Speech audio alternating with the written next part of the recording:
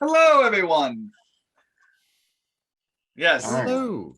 Danny, you get those fingers out of your mouth. You don't know where they've been. I know exactly where they've been. They're going back in there. How's everyone doing today? I've been gnawing on my fingers, just waiting to play. Okay.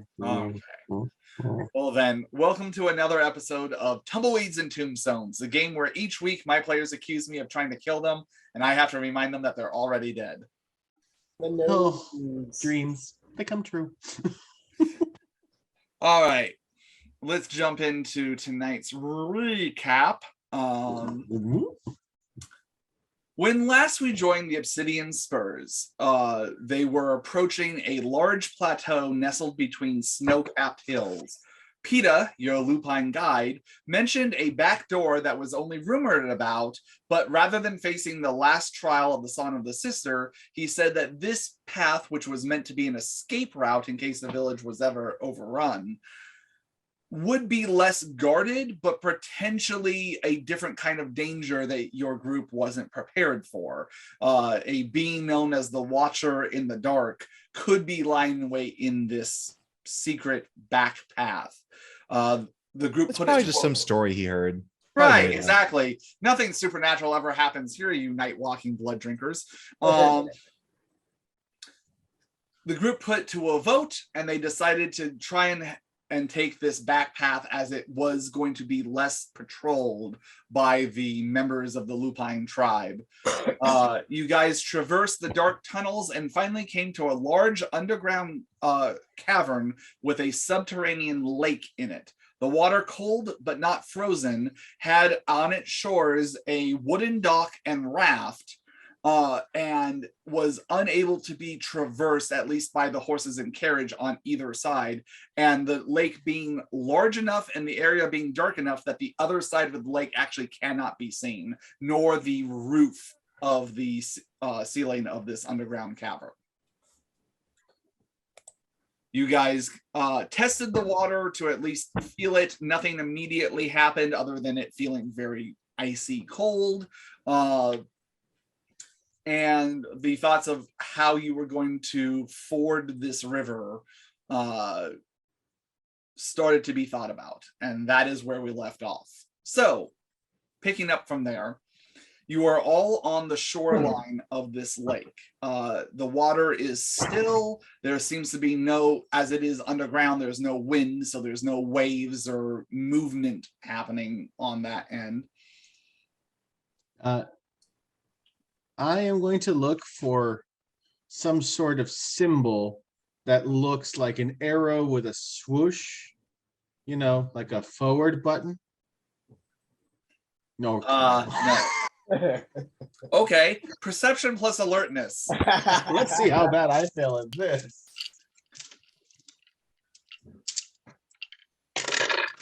I wish to assist. God damn it.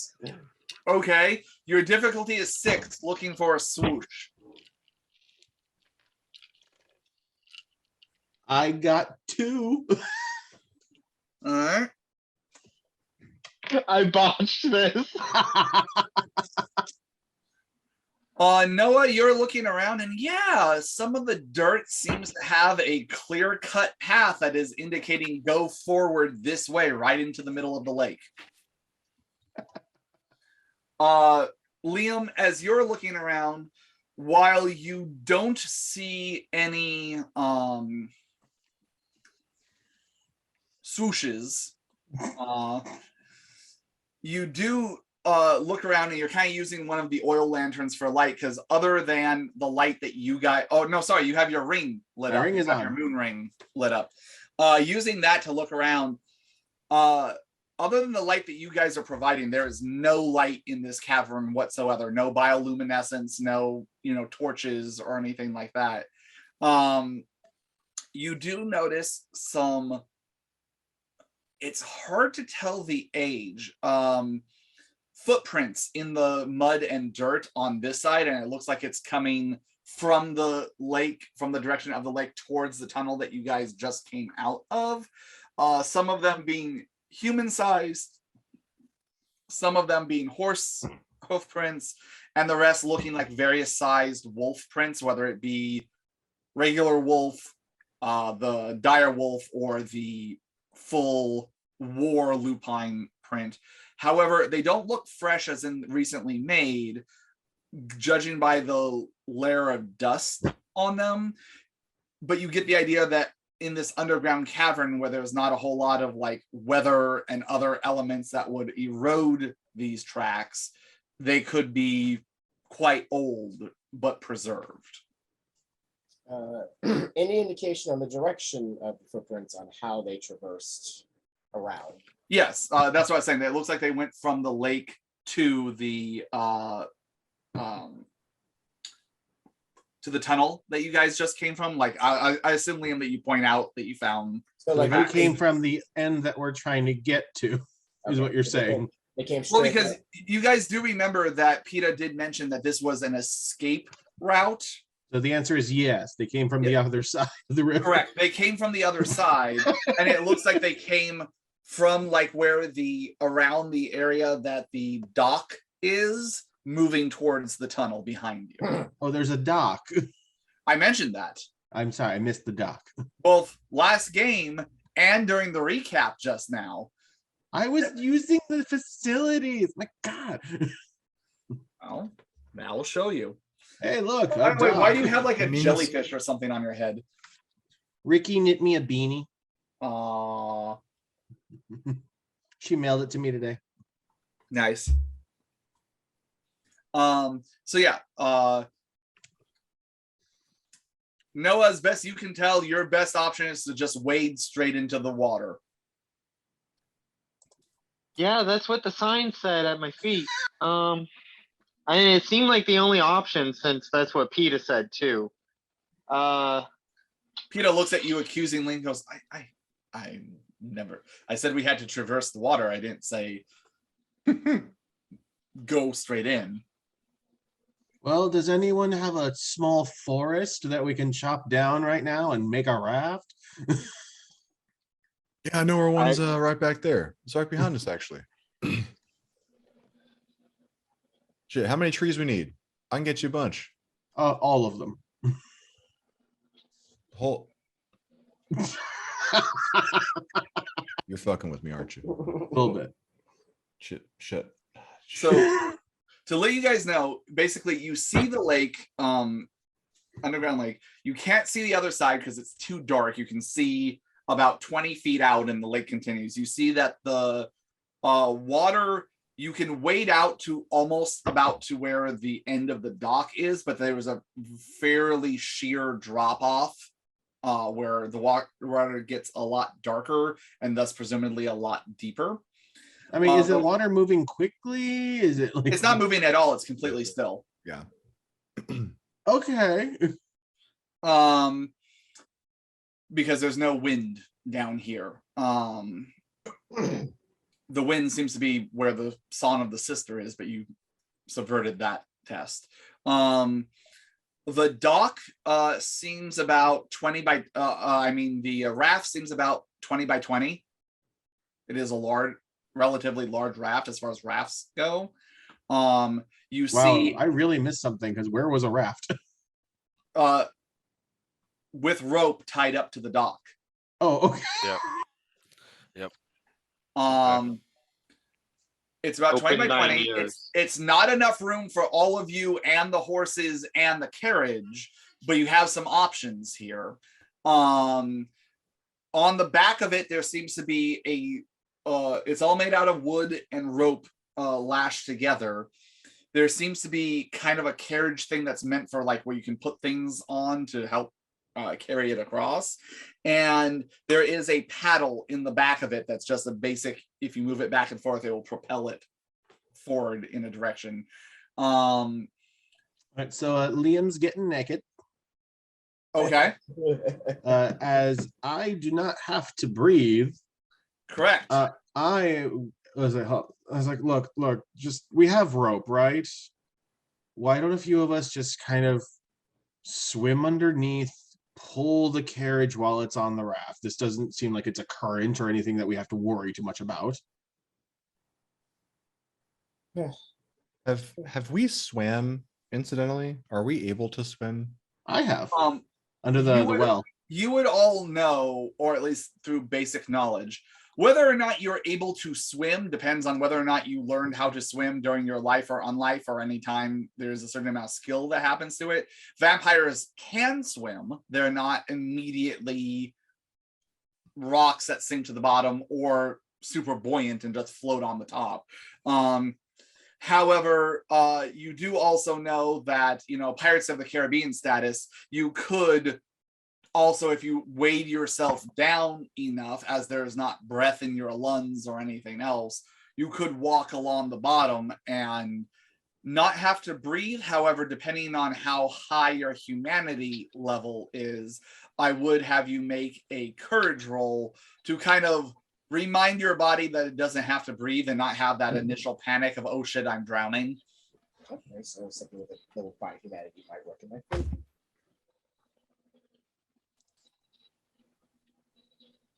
Yeah, I so got rope right here. I pull out the rope and I start tying a little lasso and okay.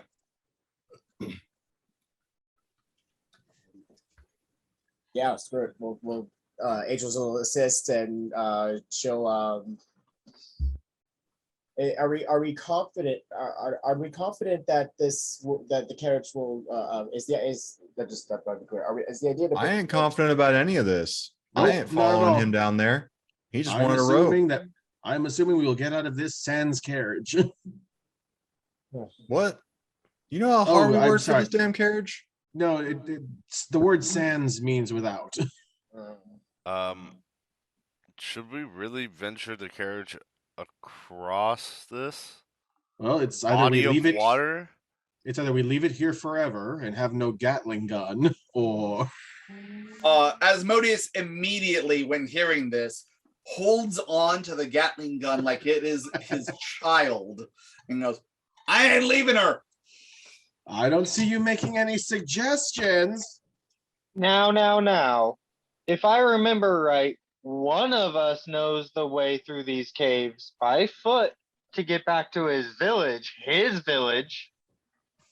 and the rest of us can walk. PETA goes, I've never come this is an exit. I know my way through the front door because until recently I wasn't a fugitive of my people, but you all decided to come this way rather than the front door. Well, you shouldn't have told us about this way then. Honestly, you should have never told us about the front door. We're about to send you back. Atreus, what were you questioning initially? Mostly, like, are we able to get the carriage on the raft, or will the carriage even survive just being pulled through the water if we were all just to, Yeah. Is it going to be a thing where we have to make multiple trips because the horses are too big, and so we have to take the horses? Like this seems like it's going to be a lot of back and forth. I want to call a common sense roll right now just to speed this process up, because I do not want to sit here and spend an hour and a half trying to get this carriage across the lake. So give me either int plus survival or int plus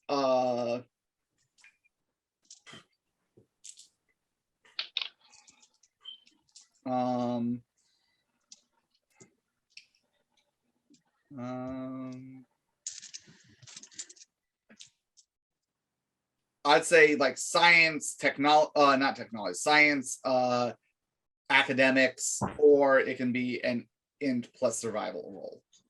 I would take int in academics because that's going to be the only thing where I don't have to take a penalty. Okay. Dario quit. 3 successes. Okay. You're looking at this raft, which upon inspection seems to be well constructed. It's not just slapshod together. It looks like there was thought and planning put on this. The carriage would most likely fit on here.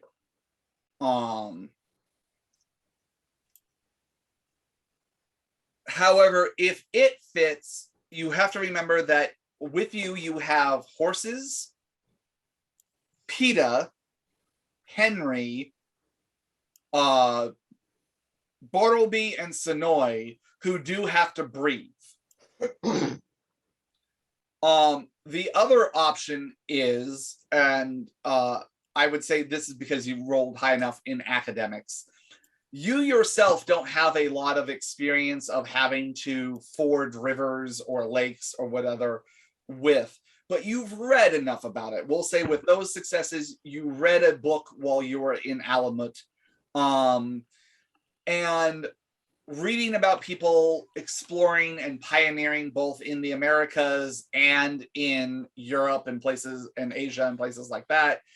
When coming across a river or stream that is too deep, there are ways that you can try and float the carriage across.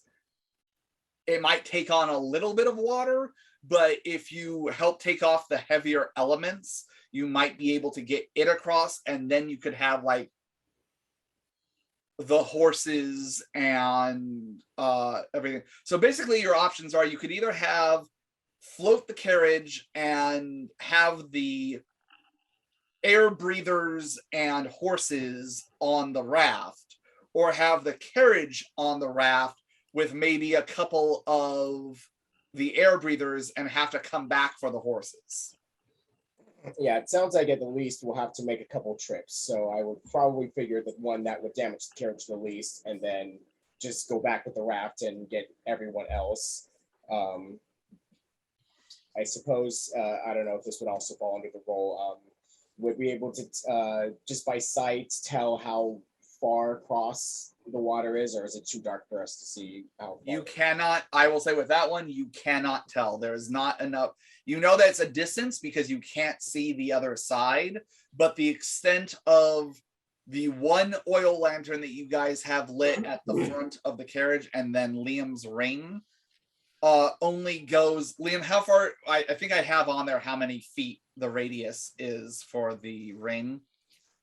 It can light up like a living room size space. Yeah. So you get that this is a pretty massive underground cavern, as you can't see the roof or the other side. So it could just be just out of sight. It could be quite a ways across. Well, do we have exceptionally long rope? I know you were tying a noose, Walter. I have rope on my horse as well. Well, why don't I swim as far as I can? You'll be able to see the light on my ring, and we can gauge about how far, and I'll just tie me to the rope, and we'll see what we can get through that.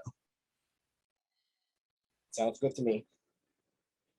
You got it. I slipped the lasso right around Liam's, like, over his head and his waist. By the way, Liam, do you have Mask of 1,000 Faces on, or are you just as is?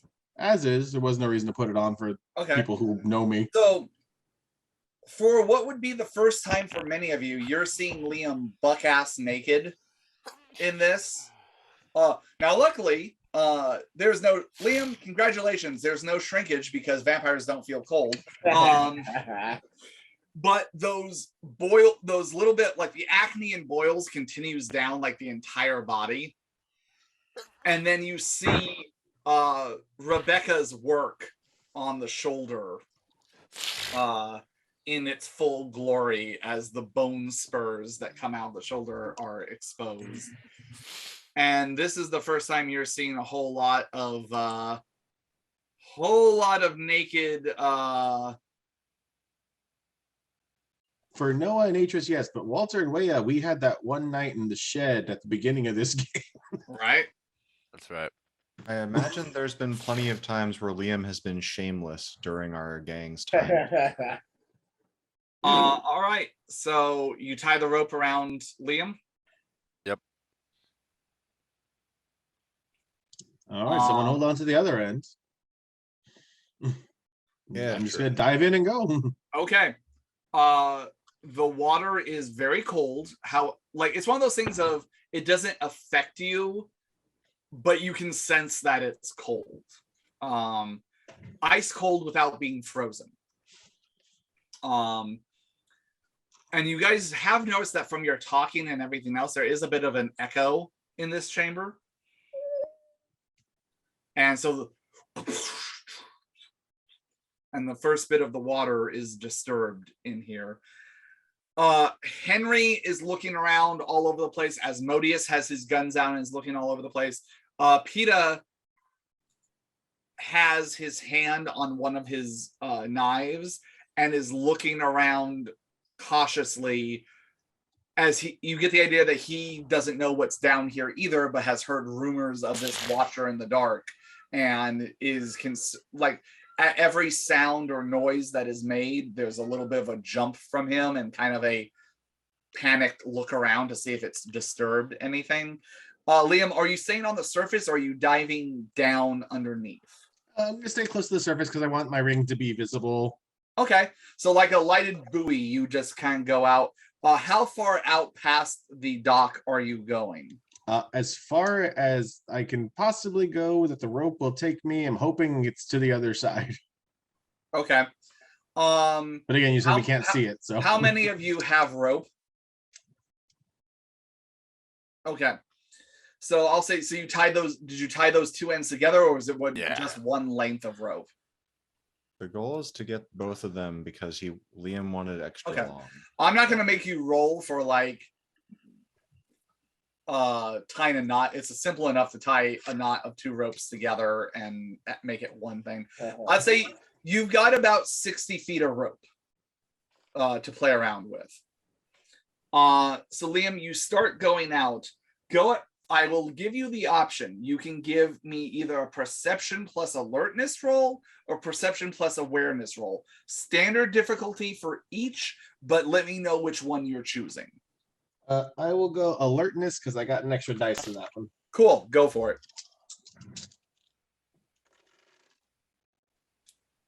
Ooh, okay.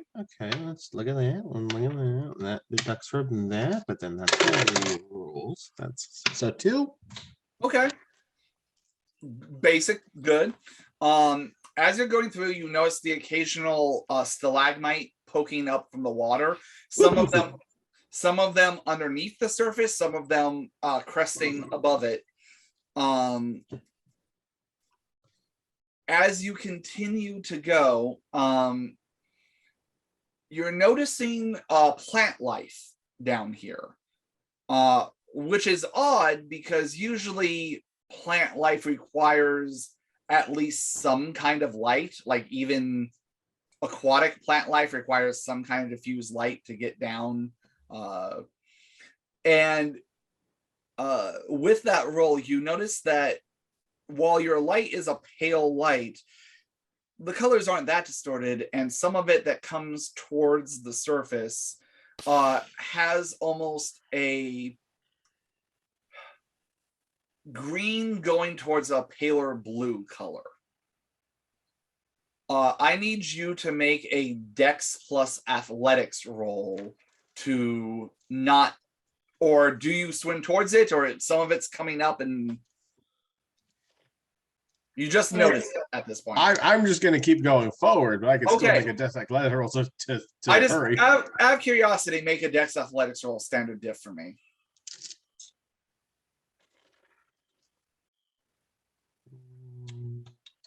That's only 1. Okay. At one point, the path you're currently on, there's not a lot of it. You're looking down because the light's kind of illuminating the water underneath you as well. Most of it is further down, but as you progress further to the end of your rope, by the way, I will say by this time you're about 40 feet out, as everyone on the surface sees the light getting further and further away and the splashes it's hard to tell distance because of echoes, but the light luckily helps. You still don't see the other side of this thing. A small bit of it, not thinking anything of it, touches your foot. You lose 1 stamina. Okay.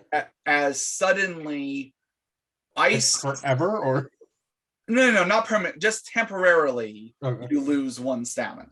All right. Mechanically speaking.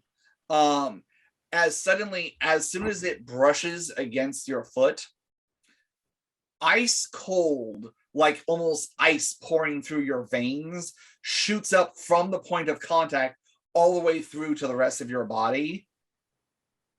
And you feel this frigid cold all of a sudden. And as soon as you feel it, it immediately passes because you're not wrapped up in it. It just barely touches. But there's that temptation almost to be like, do I want to keep moving forward? I should just stay here. Like, it's good to, and you shake it off as like, no, what am I thinking? But that temptation of just staying here and not moving forward. Why would I want to move forward? It's calm here. It's peaceful here. These thoughts start entering your brain as soon as the ice feeling hits your head. So can I make a roll to see if that feels familiar to the ice lake that almost trapped us earlier? Sure. Go ahead and make a wits plus occult roll. I will say it's difficulty 7 only because of your magic resistance makes it harder for you to understand magical stuff. Oh, let's hope this works out. The 10 re-rolled into a 1, so I canceled out 0. It's really hard to tell. In the basic aspect, this feels different. This is almost like a calming sensation, where the other one was much more of a like you're dying kind of thing. Similar but different. It's hard for you to tell. At this point, it was such a weird feeling and so unexpected in this moment. It was hard for you to ascertain. But I will say, I still have like 20 feet-ish. You still have 20 feet-ish. But I will say, as soon as those intrusive thoughts enter your brain, because you're not entangled in it, you snap to and go, no, that's stupid. I shouldn't just stay here. Pull me back. You guys hear echoed, pull me back, back, back, back, back. I start yoink. pulling. Yeah, you guys start getting pulled back. Danny, give me a Dex plus Athletics to not hit any more of this on your way back.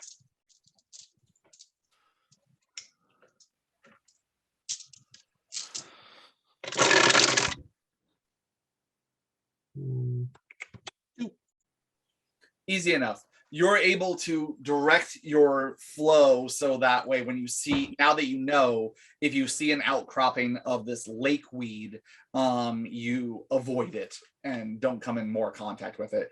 As I assume some of you are standing like off the little dock that's on there, and pulling him back, and you see the light approaching. You see Liam being pulled back to you. Oh yeah, she's front and center right there with him. Okay, you're easy enough. You can reach down and help pull him back up. Oh, okay, swimming, no. Why? What's out there? What happened? There's something underneath the water, some sort of plants, and I don't know if they tried to grab me or tried to keep me with magic, but no. Okay, so multiple trips on the raft then. And I still couldn't see the other side as far as I got. I can fly and see if we can find an end. No, I think you're large enough that if you took my ring with you, you should be able to carry me. It's a small ring. Okay. I will spend 1 blood and slowly my body will shape down into this very, very small owl. Like normal. All right. You go owl. Liam, do you take off the ring? Yes. You take off the ring and the light goes out. Wait, I remember some of the rules about this. It didn't go out until the day starts, or until I deactivate it. Correct, but it's connected to you. So if you disconnect it from you, fair enough. I'm just looking at it like, you have to put some willpower into it. Okay. Do you spend a willpower? Yeah, I'll grab it with my my talons, and I'll spend a willpower. Yeah, I mean, it's still a ring, and you're not that small of an owl, so you can grab it with 1 foot. And so the ring then lights back up in connection with you. Do you fly out? Yep. Okay. Woo! And I take flight and fly over. With the light, I'll say you don't have to make any rolls. That is enough light that, especially being a nocturnal animal, you're able to see in the dark well enough. Sonoy is now sitting directly on the dock, like watching your point of takeoff and like trying to see you as far as he can. As you go out, there are stalactites coming down from the ceiling. Mm-hmm. And do you fly up or do you just fly straight out? I would fly a little up, but not very high up. I'd stay still, kind of like maybe So if you like fly a 10... little up, you're just starting to see the tips of the stalactites. Okay. Just the Yeah. So you I get wa- the idea that this is a pretty high ceiling. Uh-huh. You fly out. Looking down at the lake, notice that at the further you go out, the denser these. Actually, give me a perception plus alertness roll. And if your owl stats help with that, let me know. Oh yeah. My owl stats give me a -3 the difficulty of perception. Okay, so then it's only difficulty 4. Basically, don't botch. I will not botch. You Hopefully. say that.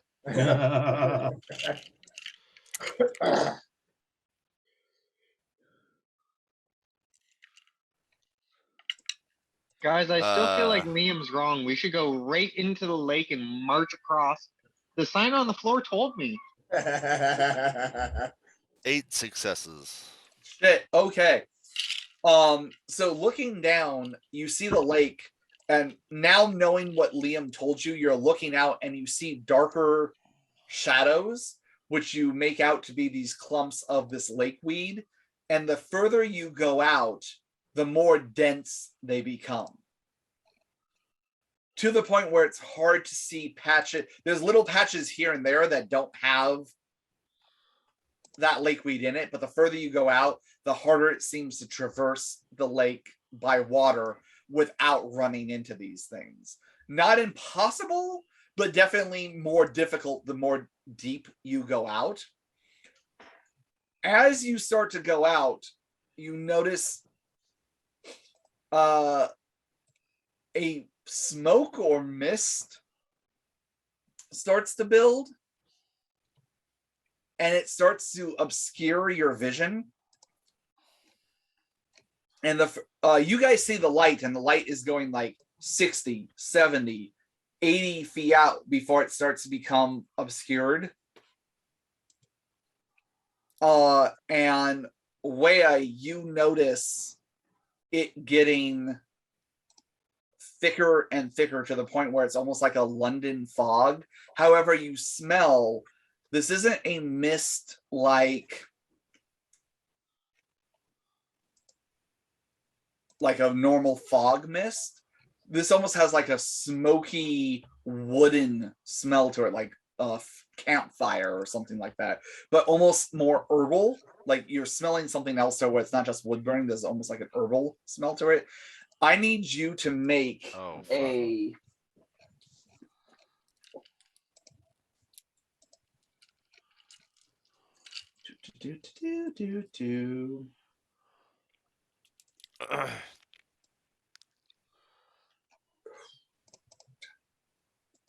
This is gonna be a willpower roll.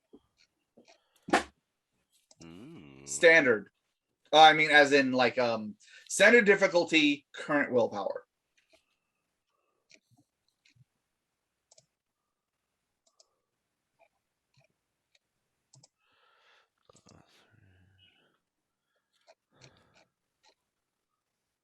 Oh, 1, 2, 3. Okay.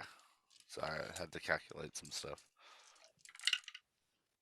And what was the difficulty? Standard. 4 successes. You feel that smoke almost entering your brain, And there's a brief second where you kind of forget which direction you are coming from. But suddenly you snap to and remember. And you look down, and through the fog, you see a small little island in the middle of this lake. You can't see the other side of the lake yet because now the darkness and fog are working together to obscure things. But you see a small island down below, above the surface of the lake, that seems to have a small structure on it. And everything in your you said you got 4 successes. Yeah. It's not overpowering, but you gained a strong sense. I should go here. I should go here. I should go here. And in your head, telepathically, you hear a song which you don't recognize the language. It's not a language that's familiar to you. But you somehow still get the meaning of you are welcome here. You are welcome here. Give me a perception plus awareness roll.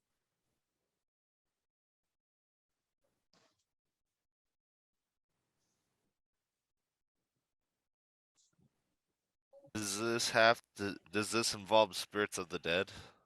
No. Okay. You said perception awareness, right? Yep. And it is perception based. I think it's only sight with the owl. Never mind. Correct.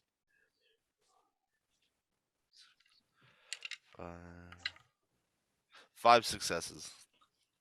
You feel like something is watching you. And your mind immediately snaps back to Peta's thing of the watcher in the dark. Mm-hmm.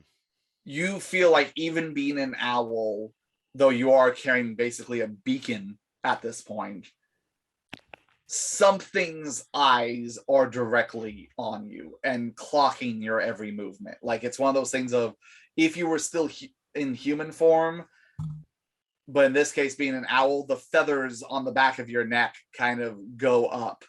And you notice that like feeling of like, I'm being watched.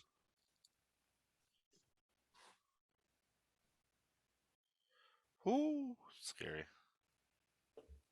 So what do you do? One of my options: turn around or keep traveling through the fog. Right.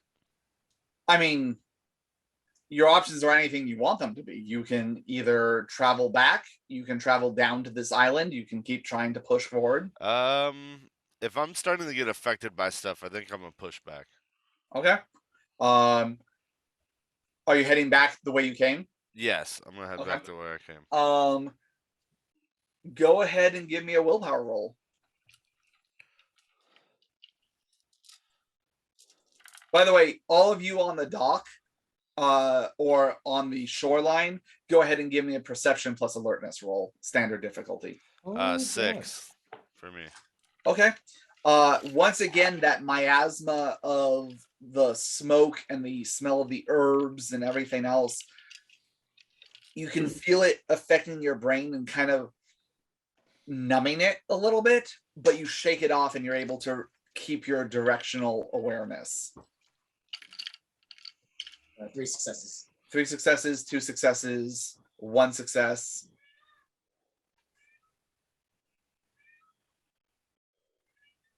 There one more. I was hearing peacocks behind me and like, no, it's Sean's 5 house. successes.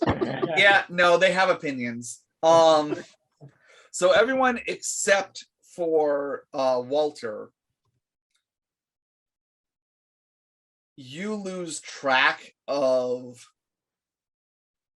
everyone else sees the light of Wea getting further and further out, but become a little bit dimmer and to the point where it's just a speck. Walter, you lose PETA altogether. PETA, wow. Sorry, way altogether. So And you have dang. that panicked moment for a brief second, like, where the fuck is your blood brother? And then half a beat later, you see that pinprick of light and it's starting to come back. Oh, okay. And Wea, you eventually, as you start to fly back, you then see the dock and your companions waiting for you. Okay. I will fly back. I will land on the dock, and then I will transform back into my human self. And Liam, are you sitting there with your hand out for Wea to Yes. land with your hand? Oh, not for him to land. I just want my ring. I'm as I transform, my hand like kind of comes out, and once I'm fully transformed, my hand's out, and I drop it, and the ring falls from my hands into his. There's a moment where the owl kind of sits down, and then like this humanoid but like bird scaled hand comes out before it turns back to flesh, and it drops the ring in your hand, Liam. So, and as soon as you let go of it, Wea, the light dims out. So there's like some sort of lake weed plant substance that's in the water. That's probably what you were feeling. It's pretty dense. Has patches, but it's gonna be hard to get through it if we're swimming. Also, there's this mist that was like affecting me and making me want to visit this island that I saw in the Liam mist is just staring daggers at PETA for bringing us here.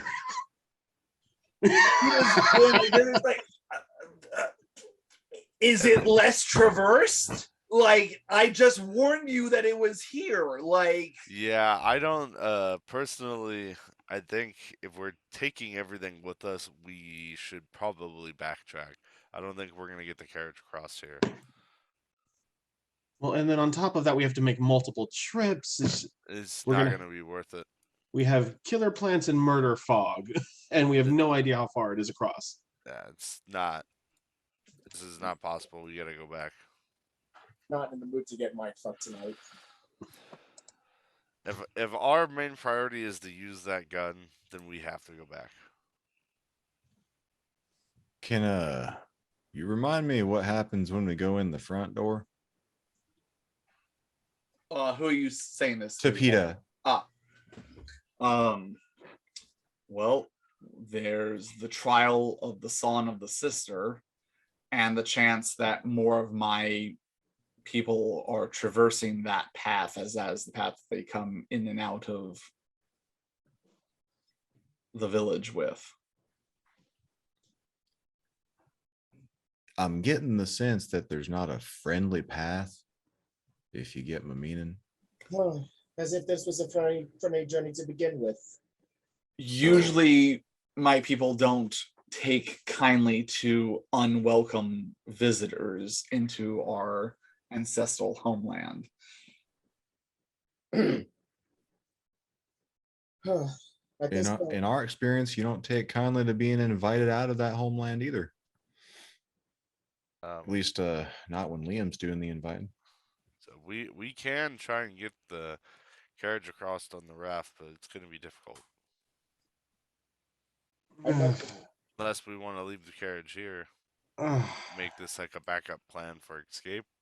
I'm just looking at this, and this seems impossible to do it in one pass with things under the water, things over the water, stalactites coming out of the water. I honestly have no clue how we're supposed to do this.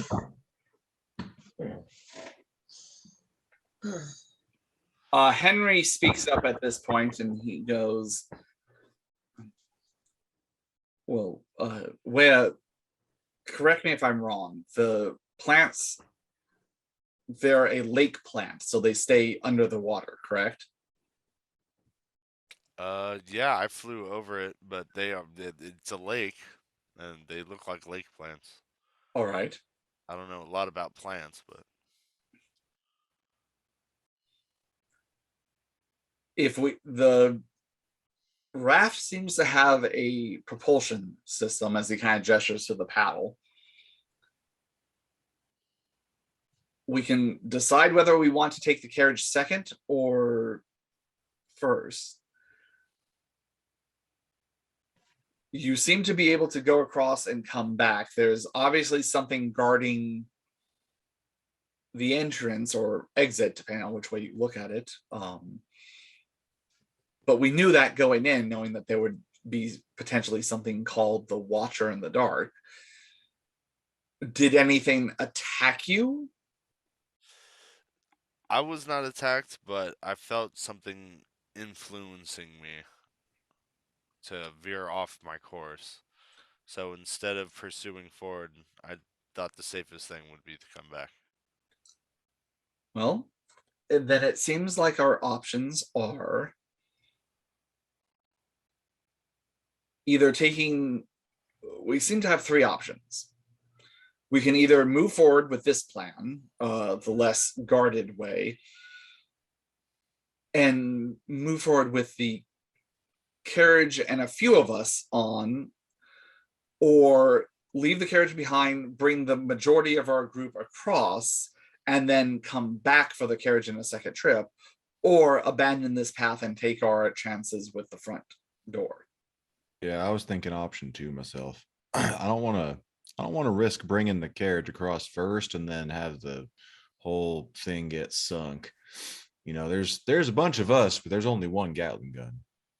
I agree. I think Yes, that I'd much rather that not might be the lose the gun. safest. Asmodeus, stay with the gun. All right. And he just kind of like sits on the carriage. Bartleby speaks up and he goes, Master, which group would you rather me be in? Well, I assume it would probably be safest if you were inside the carriage when we bring it over. All right, I can stay with it. And he kind of leans in and whispers, just so that way you can hear Liam, and goes, I can also keep an eye on our smelly friend. And he kind of nods his head ever so slightly to Asmodeus. Fair enough. What would you want to do with Sonoy? I'm a if Barnaby is staying for the first trip and he's not coming with us, I'm gonna have Sonoy. I'm gonna command Sonoy to guard Barnaby and to stay behind until the second trip. He's gonna be my eyes and ears pretty much over there. Sonoy looks at you and he goes, be careful, brother. The air in here smells not aggressive, but confusing.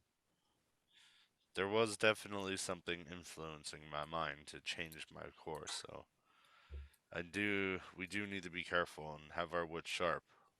So I will do my best. Come back safely.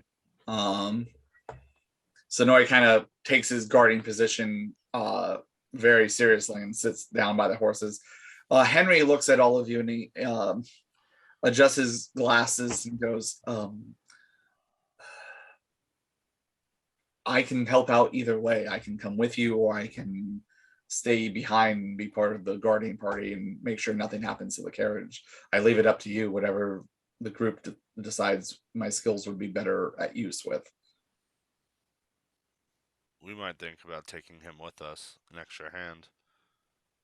I think think that's- Asmodeus and Barnaby and Sonoy can handle a carriage. Worst case off, he uses a Gatling gun if things get hairy.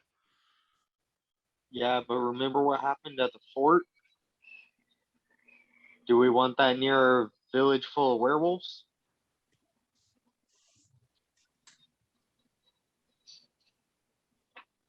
I'm honestly not sure what you're referencing. Yeah, I'm really lost on I which. don't understand. Well, I mean, if Henry loses control again, if we get attacked unprovoked, near a village full of innocents before it's fully evacuated. I think it might be safer to leave him with the carriage. Well, You have to be shot first. the plan is just to get the horses and us across and then come back immediately with the raft and then Yeah. take the carriage. Yes. So I'm just saying, just in case one of us starts thinking about jumping shift on the raft, we have someone who could potentially save us from doing so. And I think more hands-on when that happens is better. I agree. And I think Asmodeus is plenty capable to fight a lot of number of people by himself. Damn straight. As much as I hate giving him credit, he is a good shot. The others, I'm assuming the other side of the lake is not the actual village, Peter, correct? No, from my understanding, the other side would then lead us up into the exit that then would lead into the village. Okay. I think we're good, and should be enough on either side. And that's it, right? I think that's all the other extra people. Yeah. PETA says, well, I'm coming with you. Oh, yeah. You would definitely help us. Okay. So you all load up on the raft. Yep. How many of the horses are you planning to take with you, if any of them? I'm assuming we have to take all of them at once because the horses won't fit on the raft with the carriage. Right. Okay. So let's see. You guys have the horses, all of you except for Asmodeus, Sonoy, and Bartleby, and the carriage are staying behind. Yes. Okay. Liam, do you decide to vroom your ring again? May as well. Okay. Another willpower. And can we take a lantern with us as well? Yeah, absolutely. So it's not just his ring. As a matter of fact, you notice at the front of the raft, there's a piece of wood that comes up, and on there seems to be a hook that seems perfectly fit for putting a lantern in front of it. Excellent. I'll make sure we have plenty of light. Who would like to drive this raft? I don't know. I'm pretty good at survival, but I don't know if this would be a survival thing. I wouldn't mind trying. I wouldn't Walter, mind. do you want to jump up on this? Hell yeah. All right. Walter takes the lead. Go ahead and give me a dex. This is going to be actually, this is more of a strength plus survival roll. Oh, golly. I'm sure he's good at that. I'm prepared. A raft isn't really known for its tight, dexterous turns. Hey, balance is important. There's something going on here. Let's see what happens.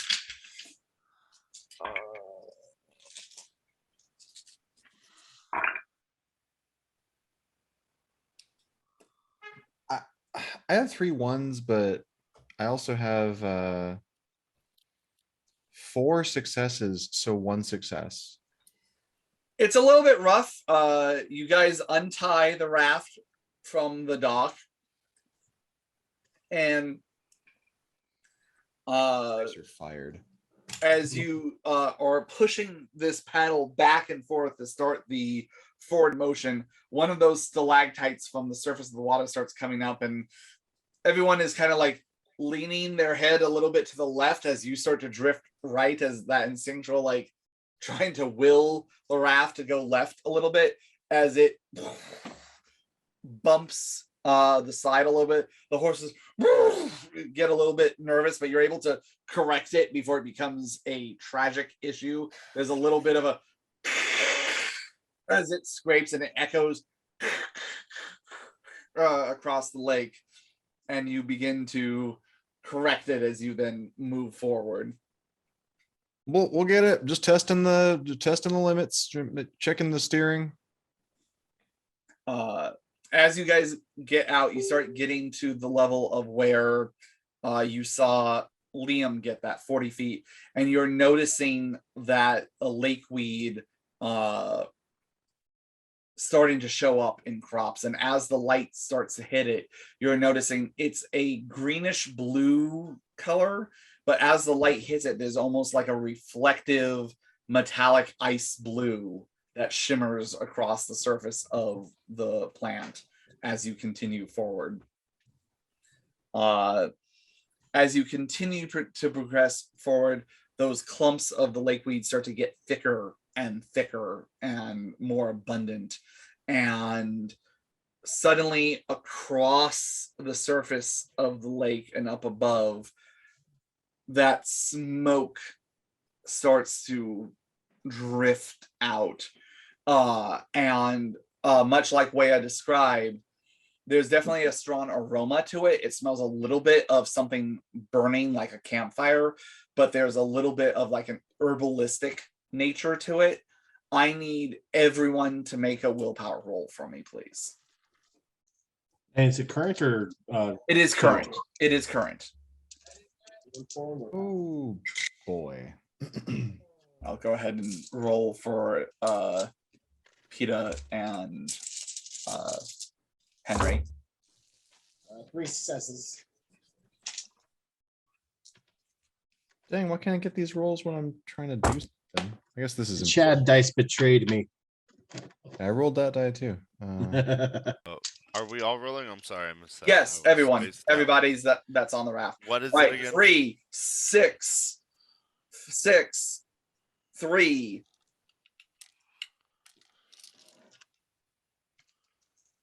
What was the roll one more time? Current willpower. Current willpower. Standard diff.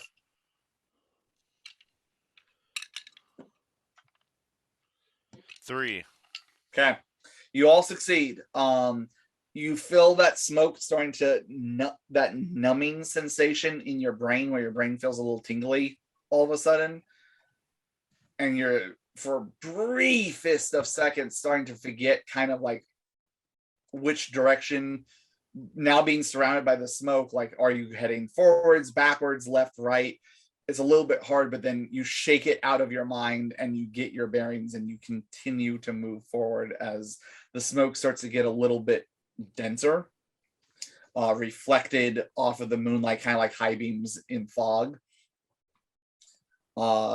You continue progressing forward. Lyman, as you're driving this thing, I need you to make another strength plus survival roll, please.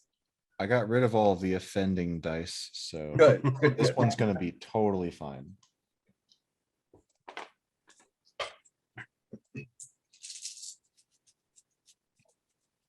I'm even including the Chad die. Hell yeah. Wise decision. It was a wise decision. It rolled When in doubt, use the Chad die. 100%. Let me re-roll one. That's another one. 1, 2, 3, 4, 5, 6, 7, 8.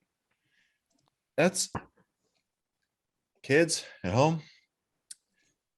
Dice jails might sound woo-woo and silly to you, but let me assure you, they are worth it. I got an 8. All right. Once again, every so often through the fog, you suddenly see a little tip of a stalagmite, some of them being taller, some of them just cresting the surface of the water, some of them being just underneath where you know you would drag the raft across, but you're able to maneuver around them while still keeping a relatively good fix on what a directly across path would be. As you guys continue forward, the fog starts to part a little bit, and almost surrounding this open space, you see an island in the middle of the lake. And from what little light you have available, there definitely seems to be some kind of structure or something on this island in the middle. Are we looking to stop on that thing or just get past it? Like, I don't feel like we should be on that, but what do y'all think? I do not think we should stop. If there's no reason for us to stop, let's keep going. You said there's a little like hut on it. As you get a little bit closer, you do notice that there is a structure on it, and it seems like the smoke that is enveloping the area is coming out of this structure. Nope. Don't want to be near that. Nope. All right. That looks like a fire's in there.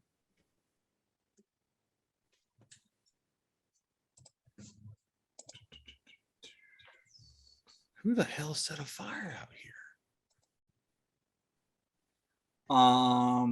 Okay, I need everyone to go ahead and make a perception plus alertness roll for me, please.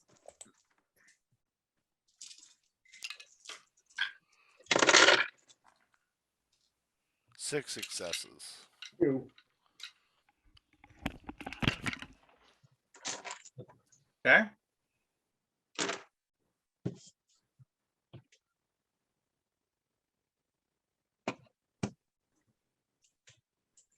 Good so far.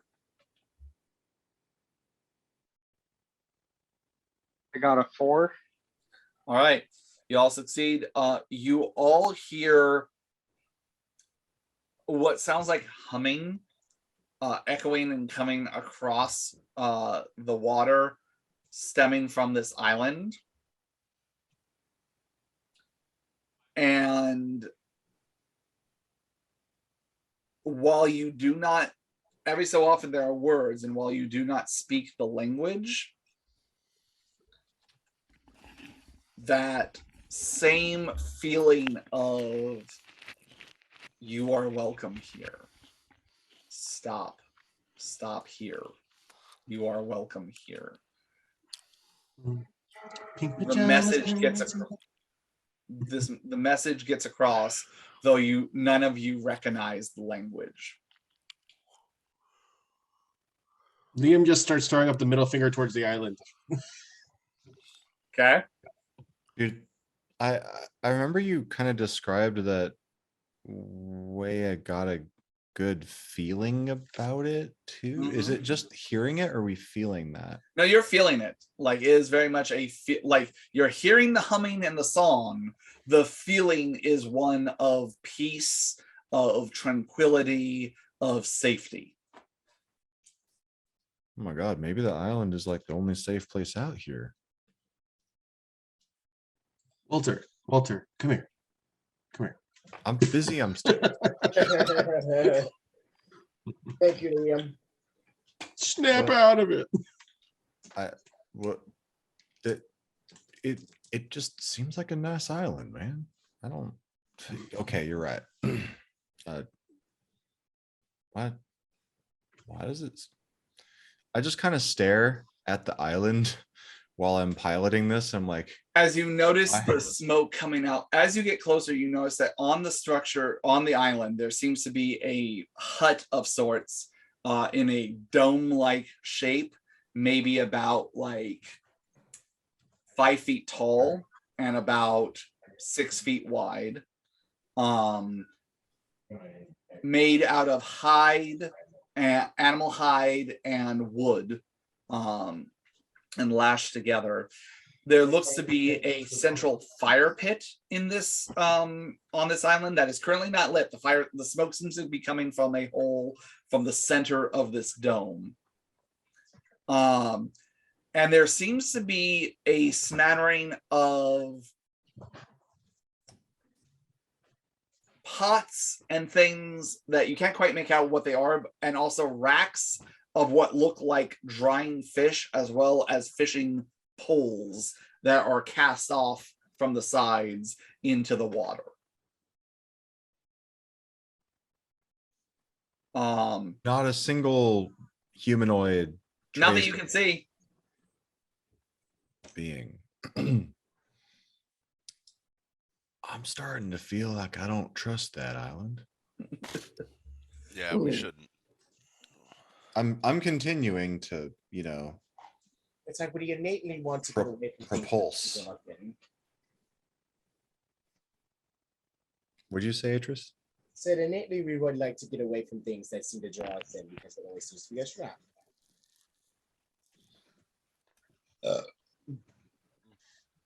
We've done good at these so far. And to be fair, sometimes the traps are fun. Sometimes.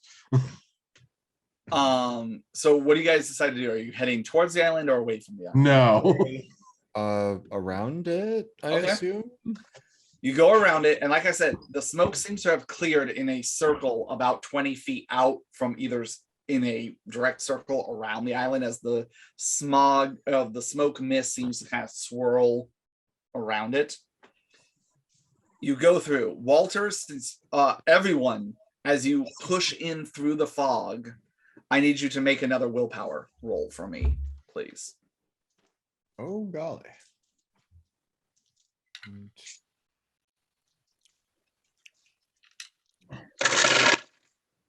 0. Yep, 0. Everything I had was under a 6. 6. Oh. Like we're gonna be dragging you out of something, Liam. That's 6. All right. Who got under 2 successes? Show of hands. Me. I did. Okay. So that's half the party. Let me roll for PETA and You said under 2. Noah got 2. True. So that's over half the party. What? What? Under half. Right? Well, how many people got over 2? Show of hands. Me. I got 6. You asked how many people got less than 2. Yeah, that's what I thought I said. Yes, and Noah Right, got so 2. Noah got 2, which So is the only not people who less. failed are myself and Wea. So did Noah pass or not? That's what we want. Noah passed. Okay. Okay. Walter, how'd you do? How many? Got 4 successes. Okay, good. Thanks All for right. the- Henry passed. Good. PETA passed. Those of you that failed, you're having a hard time remembering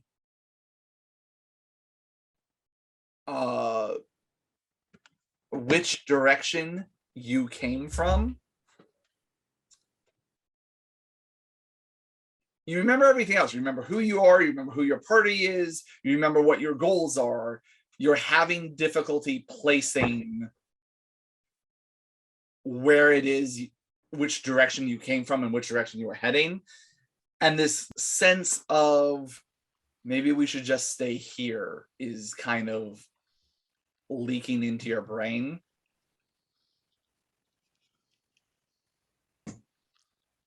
Well, Like For a anyone who didn't- casino there. Put a whorehouse there. Some curtains. All the staples. Do either of you say anything or just Oh moving on? yeah, I'm legitimately like decorating and building stuff like out loud in my head. Sweetie, there's no, I'm on board, but no whorehouse yet, please. Thank you. it does feel nice over here. Nice and. See, Wea and I both agree on something. That Oh, doesn't sound right at all. already sounds wrong. Walter, give me a wits plus survival roll, please. Let's do that.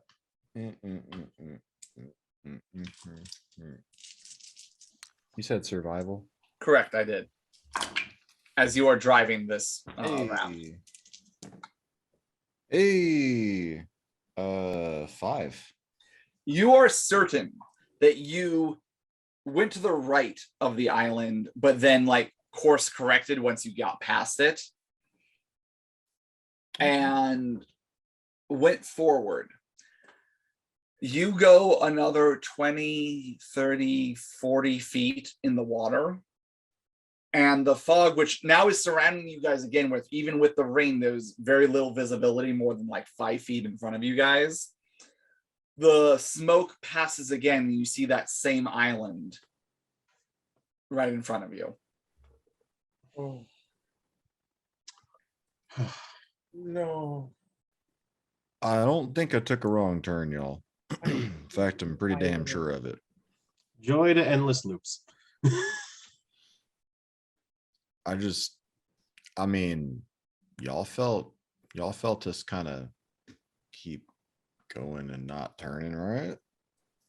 I don't know. I felt it. And I'll say, everyone give me a perception plus awareness roll, please.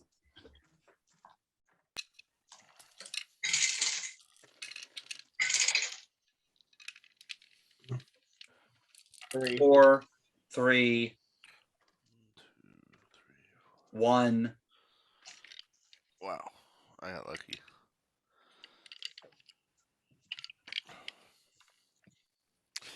Seven. 4, 7. Wea, you feel this because you felt this already, like the strongest. Everyone else feels this except for Walter. Once again, that feeling of something is watching. Something is aware of your presence. You have not gone unnoticed. And it is watching your every movement. And once again, you hear the humming and the song coming across the water, with that sensation of you are safe here, you are welcome. Oh my Stay. God, stop being cryptic and just come out so we can kill you. Come on, come on. I know you can hear me. There's an echo. Echo. I don't wish to suggest this because it's an obvious thing, but I fear we must have to go to the island to face whatever it is, because I'm feeling we're gonna have to repeat this over and over again. Y'all, I don't. There's a damn fire. Just let's go around it. Maybe I've messed it up. I want to try to go around the island again. Yeah, I say we go around one more Well, time. the driver, go ahead. Okay. Go ahead. You circumvent the island one more time. Maybe it's just looks the same. Question. Does it yes. look like with the second time I saw it, did it look like I was approaching it from the back or the front of it, from whichever way I came before? Go ahead and give me a perception plus alertness roll for me. Oh boy. It is a roll. A couple tens. Another one. I'm perceiving something. 1, 2, 3, 4, 5, 5. Okay. You definitely feel like you were approaching it from a different angle, since the hut seems to be off. When you first approached, the hut seemed to be off to the left-hand side of the island, and the empty fire pit more to the center. When you approach this time, the island, you seem to be coming from it from almost the other way, and the island's on the right-hand side. So it seems like you're coming at it from a different angle. This really does look. Yeah, you know what? I don't change. I changed my mind. I would clearly just need to kind of turn this sucker around and just head back away. I tried to do so. Okay. Are you trying to go forward, or are you trying to go backwards? I said I wanted to go around the island, but I didn't realize that we were approaching from the back of it. Mm-hmm. At least in my eyes. So I just want to kind of stop going toward the island now and just turn back around. Just back it up. Okay. I mean, you turn. Turn around. Every now and then. Okay, Walter, I need you to give me a willpower roll. This time it's difficulty 7. I don't want this. None of us do. Walter literally doesn't want this. He avoided some of the poll. I mean, what Oh, what fuck. Walter wants is irrelevant. Walter's so willful right now. The Chad die has betrayed me. But it's mostly rolled like 10s and 9s, so right, whatever. 1, 2, 1, 2, 3, 4, 5, 6 successes. Okay. You're able to once again that feeling of you're safe here, stay here, come here. And that feeling of eyes watching you is stronger, but you're able to shake it out of your mind. And as you kind of turn the raft around and go back the way you came, give me a wits plus survival roll, please.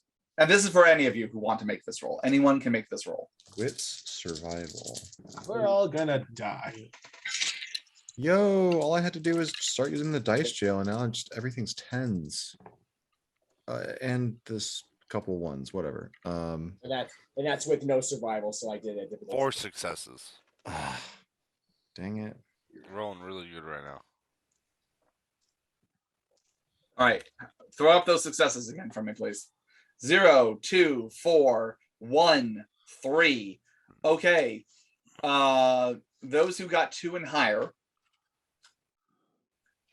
you recognize some of the stalagmites coming out of the water, and if Walter's trying to go back, they look somewhat familiar, like you're actually starting to head the path back towards the dock.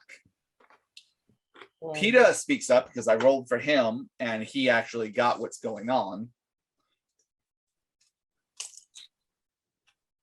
I think I understand.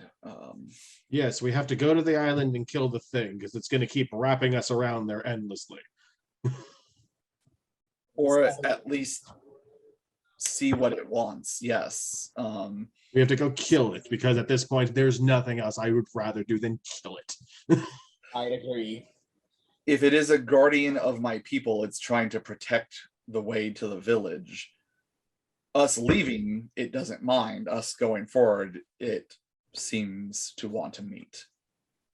We are trying to leave the other way. Fuck. But it doesn't seem to know I that. turn it back around. Okay. You go back around again. This last hour brought to you by Circles. What's going on, Island? What you got? Hi, Island. Head straight up to it. I look for a safe spot to dock or whatever. I don't know, run aground or Give me a whatever. perception plus alertness. Liam just has his guns ready, his gauntlets are on. He's like, I'm just gonna kill whatever comes out. I don't care. Oh boy. Icarus just I just taps want- the beach, just for the hell of it. I want to ask, how big is this island?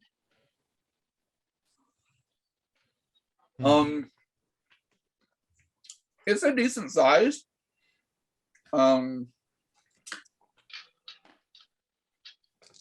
got one. Think about the size of a 2-bedroom apartment as far as square footage goes. Oh, you've been in our place, Jeff. Okay. Uh, As the- soon as we hit land, I'm gonna jump out and just start digging. And every little scoop I do, I'm gonna throw it back in the lake. Okay. I'm getting rid of this island. So as you guys approach, Lyman, what was your successes? 1. Oh man. You're a little confused with and annoyed with everything that's going on. But you do eventually notice there is a dock here, similar to the one that you guys left.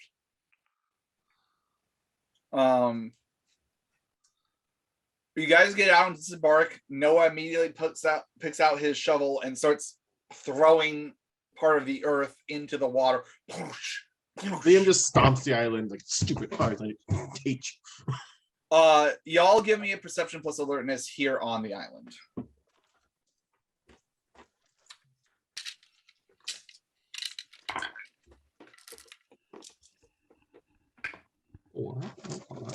Three. 3, 3, 4, 3. 3. Okay. Good rolls.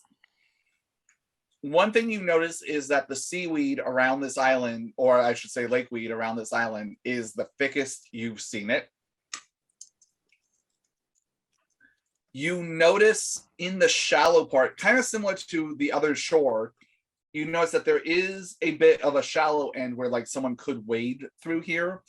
And as the lakeweed moves, every so often you see just below the surface what looks like, as the moonlight and the torchlight hits it, skeletal remains, but not in the same way. As the thing that you find interesting about it is different from the frozen lake that you saw where they were just decomposed bodies. They almost seem to be just sitting down patiently, the bodies held together by time and things like that and the decomposition, but they almost seem to be sitting on what is the rising surface of the lake bottom, all facing the lake. As you get closer, you notice there are the several fishing poles coming off with their lines in the water. You notice several racks of dried fish that are sitting to one side. Boxes and piles of clay pots and things like that. There seems to be a stack of things to one side. A large fire pit that could easily fit about 20 people around it. Currently not lit, but with ashes on it. And then the hut itself made out of hides and leather and wood, with a single column of smoke that is pouring out from it and then ballooning out to create the bubble of smoke around. What do y'all do? No, I already know you're digging away. 1, 2, 3. Do I see any like? Liam just did a Dex plus firearms and shot one of the pots. He got 1 success.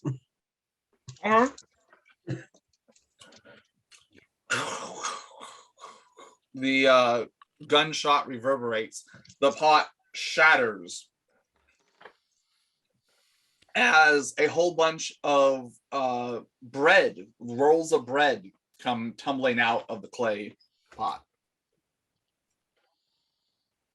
Who Does the stores bread bread this way? Does the bread look, current and not old and moldy?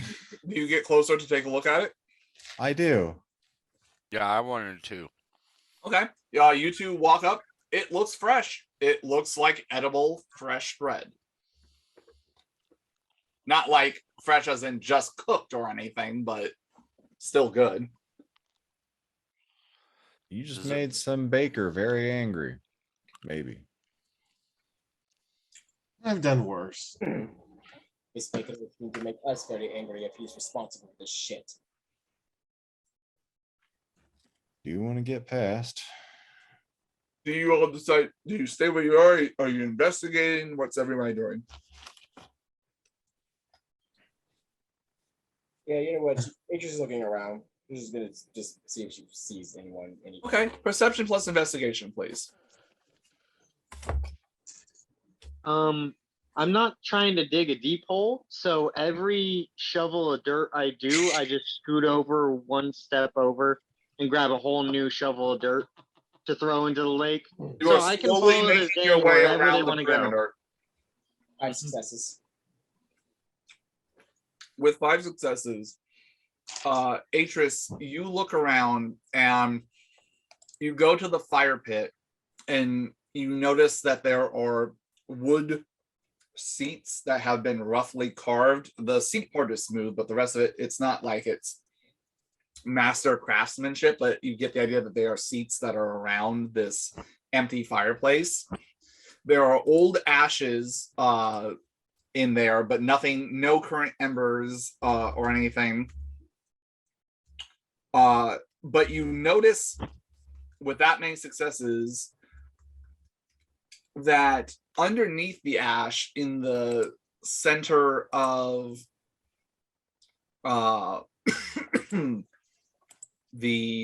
what you notice is stonework that makes up kind of like a safe fire pit on this island. there seems to be something carved. You see a little bit of a carving that makes up the entirety of this fire pit covered by ash. Just make a foot and show just kicks the ash up and just see what's underneath. Okay. Is anyone else near Atris when this happens, or is Atris just by herself? If Oh, this there. pottery was anywhere near, then I'm vaguely around. Okay. Then if you're investigating the pottery, Lyman, give me an investigation plus a perception plus perceptigate roll.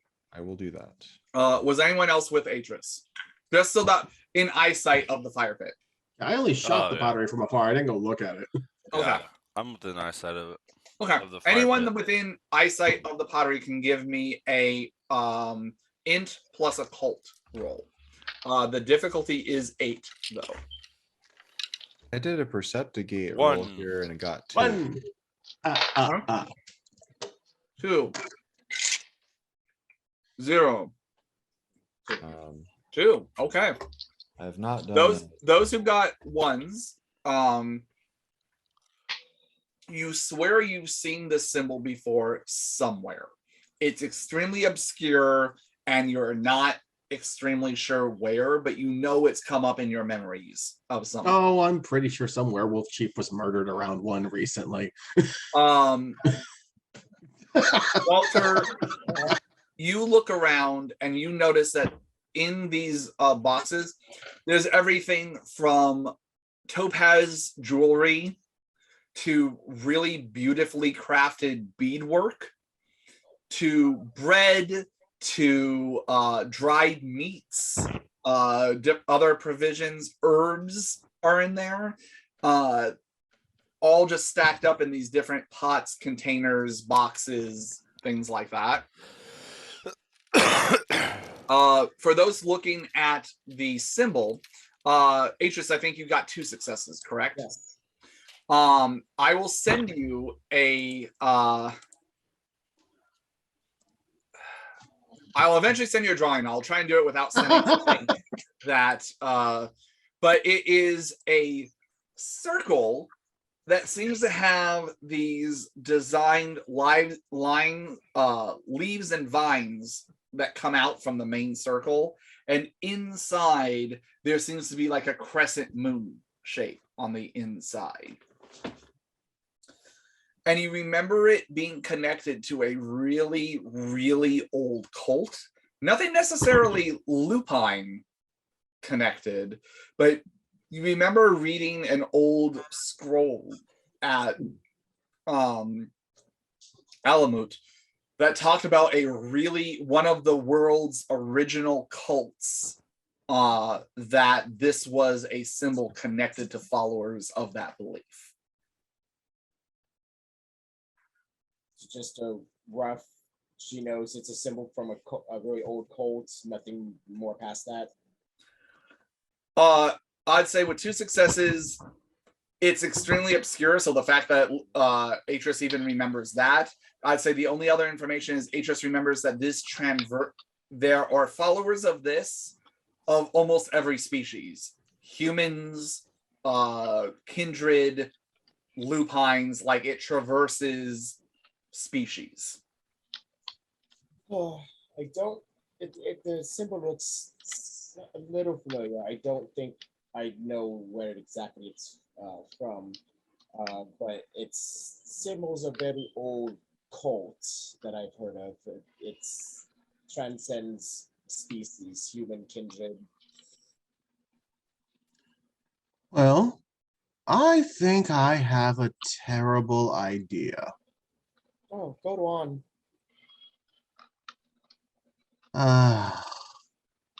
Peter?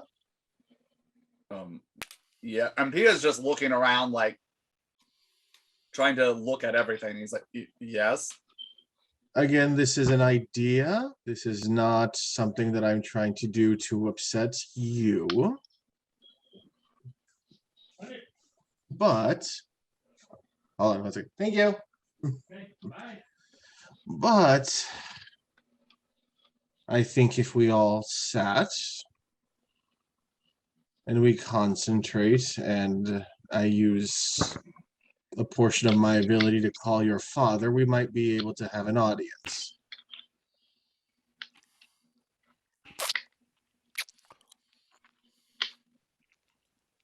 I don't know. I honestly don't know what is here, but you can try it.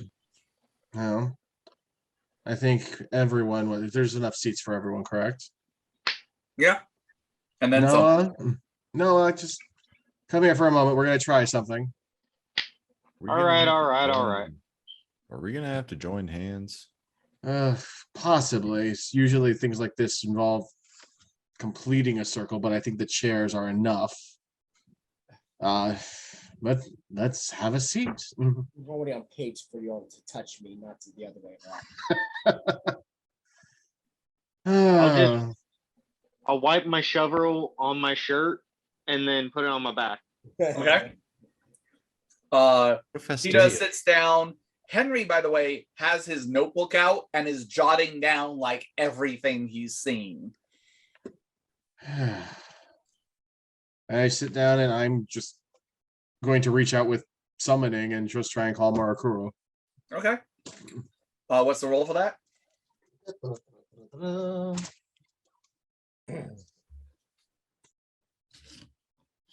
It's charisma and subterfuge. Difficulty is up to you. Range between 4 and 8, depending on if I used mental abilities before. But we are connected, and he has visited our dreams. I'll say 7 then. Yes. Don't you also own something that's a piece of him? I sent it back. That's how we got the meeting with him. Oh, that's right. I'm still And gonna I say gave- 7 because this is using the ability beyond its normal means to try and contact someone who is dead, not someone who is currently alive or existing or on this plane. Does anyone not sit down? Just so I know. I'll sit down. Okay. Hold on. I have an 8 and 2 10 so far. I'll Interest will entertain sit it. down.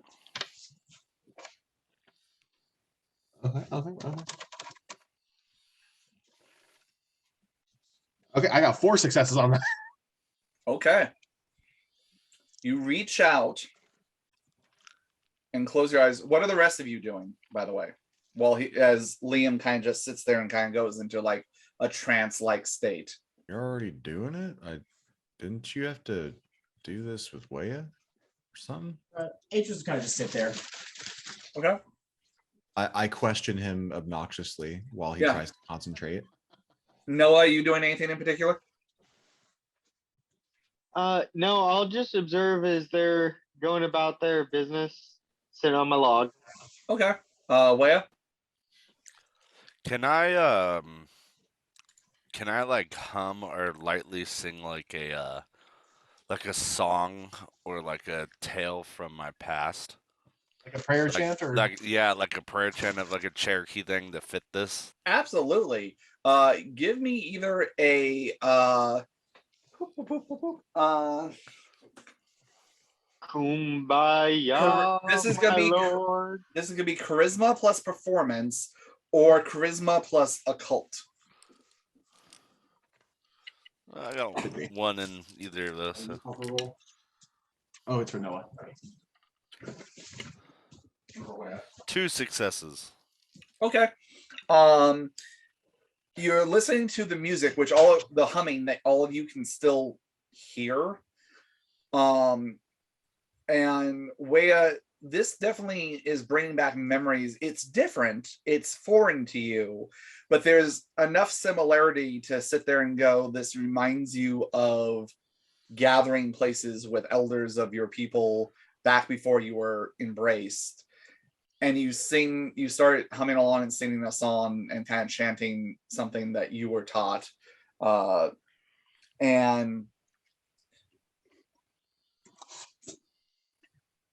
Liam, you definitely feel a familiar ring of the essence of Murakuro, but it's faint, as if it had been here before, but isn't here in the moment.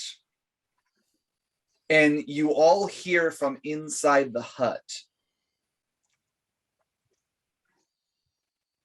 The one you're seeking has not been here for quite some time. And the flap of the hut opens up, and kind of carefully, a woman comes out from the center of the hut. She appears to be anywhere from her mid-20s to early 30s in age. It's kind of hard to tell. She kind of has this face that has seen time, but is in no way old, but isn't like a young girl either. Kirsten Dunst. No. Dressed traditionally in what would be traditional dress for a Cherokee, not Cherokee, a Comanche woman. Long black hair, seemingly combed down on either side of her shoulders, wearing a blue and white wrap that comes around, and then a dress underneath, hide skin moccasins on her feet. Little bit of jewelry, but nothing gaudy. The other thing you notice about her is that she is heavily pregnant. She seems to be at least 9 months along. Like, she looks like she could pop at any second. And as soon as she speaks, though the language was different before, that humming and that music that you heard before, the voice is familiar. It seems to be that this was the source of that. Let's see. Sorry, just checking my notes real quick.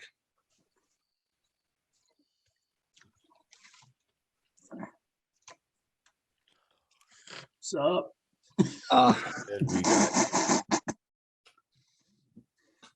She will look at all of you in turn, and say,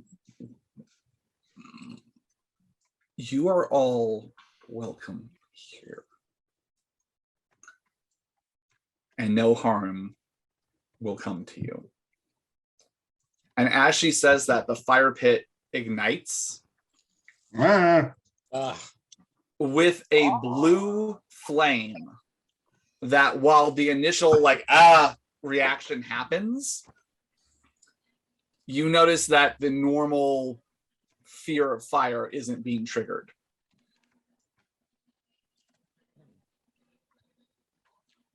Still don't like it. Trick. And she sits down, kind of on the opposite side of where the rest of you had been sitting. "Welcome, travelers. What brings you to my home?" That pot was like that when I got here.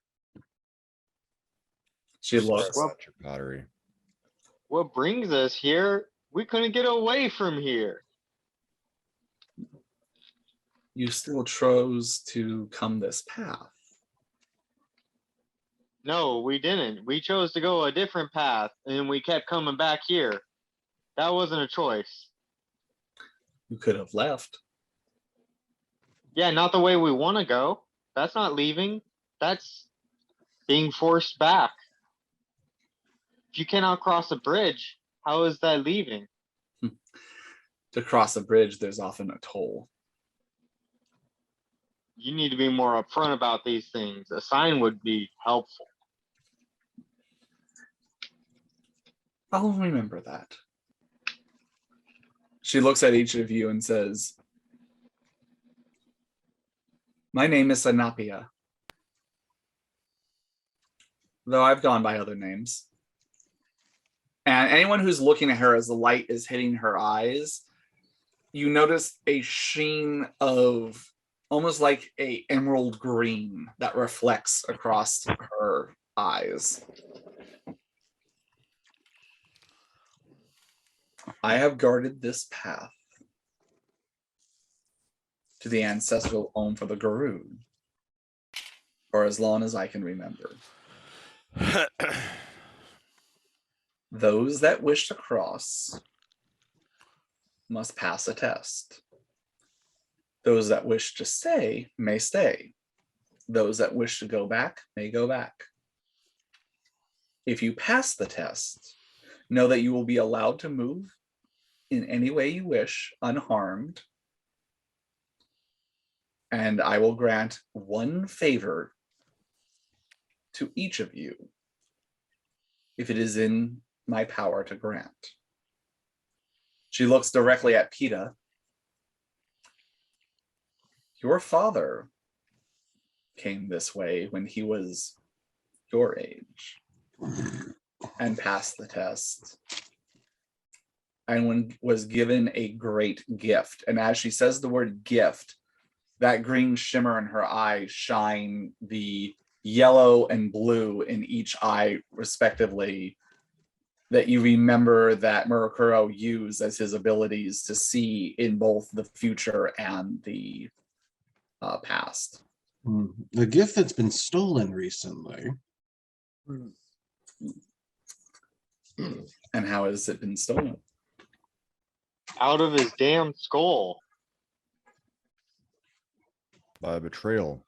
Betrayal that, of all things, we're here to right, among other things.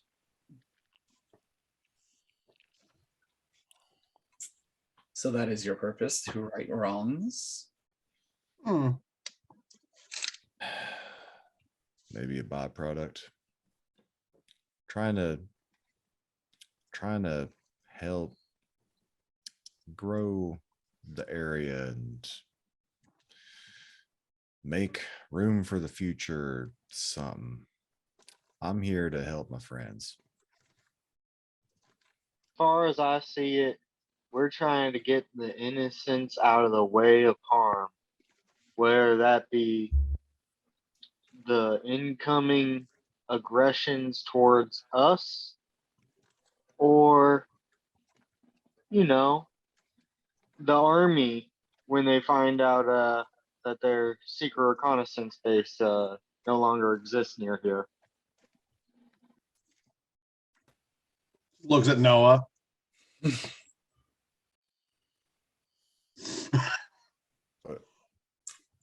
What? She looks at Atris and Wea, who haven't said anything yet. And what is your reason for being here?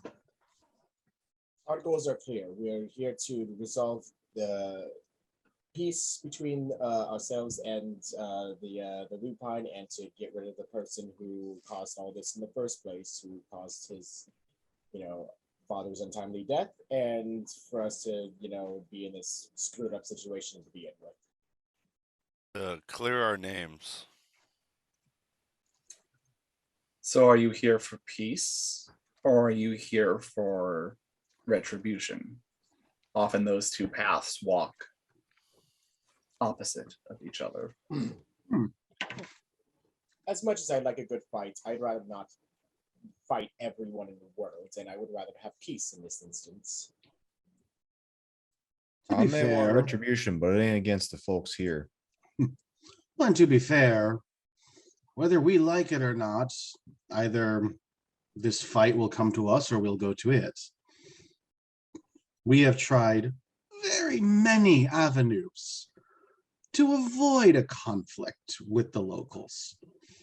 And I'm assuming, correct me if I'm wrong, you have sight beyond regular sight. And the one who was here, who we called, struck bargains with us and made what he could. And clearly we have done more so by even befriending this young one here. And she But I looks don't at much Peta. appreciate. Oh, well, She just looks at Peta. Continue. I just don't much appreciate being framed for patricide, especially for someone who granted us, well, quite a bit of room.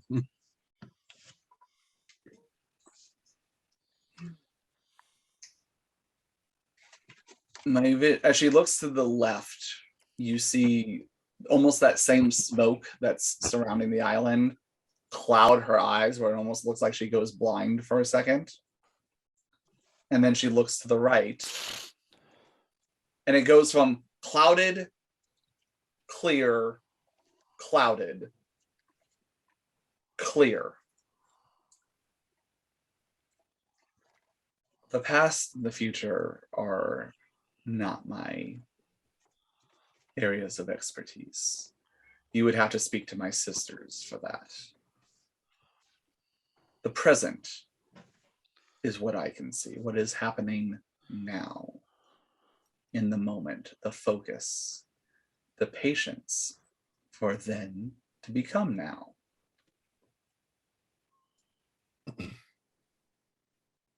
In the now, I can tell what is true and what is false. I can see much that is hidden. If your goals be true and your intentions clear, so too will the path before you be. If you are confused or hold hesitation in your heart and mind on what your end goal will be, you might get lost. And she gestures to the lake where the island meets the lake, and you see just the glimmer of one of those nearest to the surface, one of the nearest bodies that seems just to be sitting there. Those who cannot find the way forward wait, and some get lost waiting. It's important to keep eyes on the present, but being caught by it, you never move forward. If each of you are willing to test your resolve, you may find your path forward. Question. There are two others. We had to leave them back there. Do we have to bring them here? Can we shift them here? I have no idea what your abilities are here.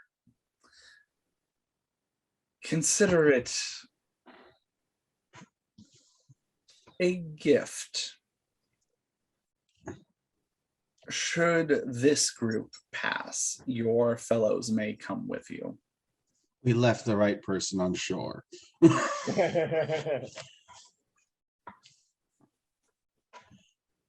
I'm down for the test. I Yeah. doesn't seem like the end is. I've passed many tests before. This one should be no different. She looks at you, and once again, she looks to the left and her vision gets cloudy. Perhaps. Very well. Who will be first? I'll go first. All right. Her gaze shifts to you, Wea. And you guys notice as the blue fire crackles and pops and little sparks come out. And her eyes glow green for just a moment. And Wea, you hear that even though she's not currently singing, you hear that song getting louder and louder. And you hear a voice inside your head. Wea of the Cherokee. Brothers and sisters to us from long ago. What is your purpose? What drives you forward? Why do you walk this path?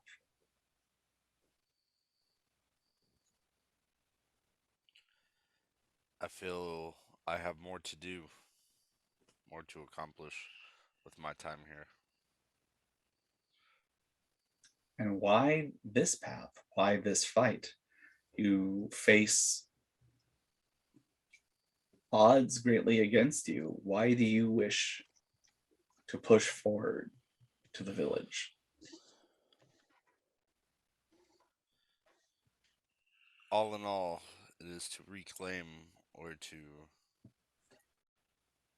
take back, find who wronged us in the past, and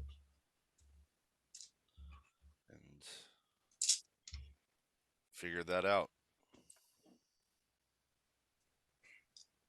Go ahead and make a willpower roll for me. This is your overall willpower. The difficulty is 7.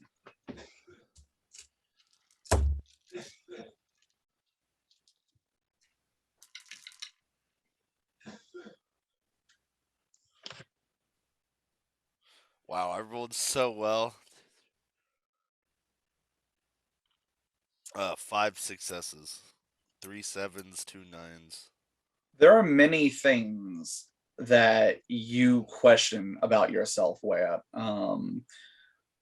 What the meaning of your personal existence is, what the purpose for the existence of the kindred are. Your brain flashes back to conversations had with your sire, with Beckett.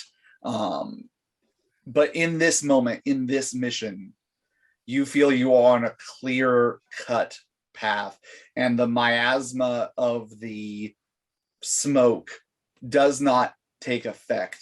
And you hear her kind of chuckle in your head and go, your morals will be tested ahead of you, and your sense of self called to question. What other path you choose, live in the moment and choose it with confidence, lest you be trapped in indecision.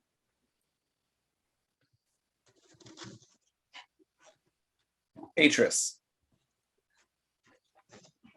you hear a voice in your head shift. What is your purpose?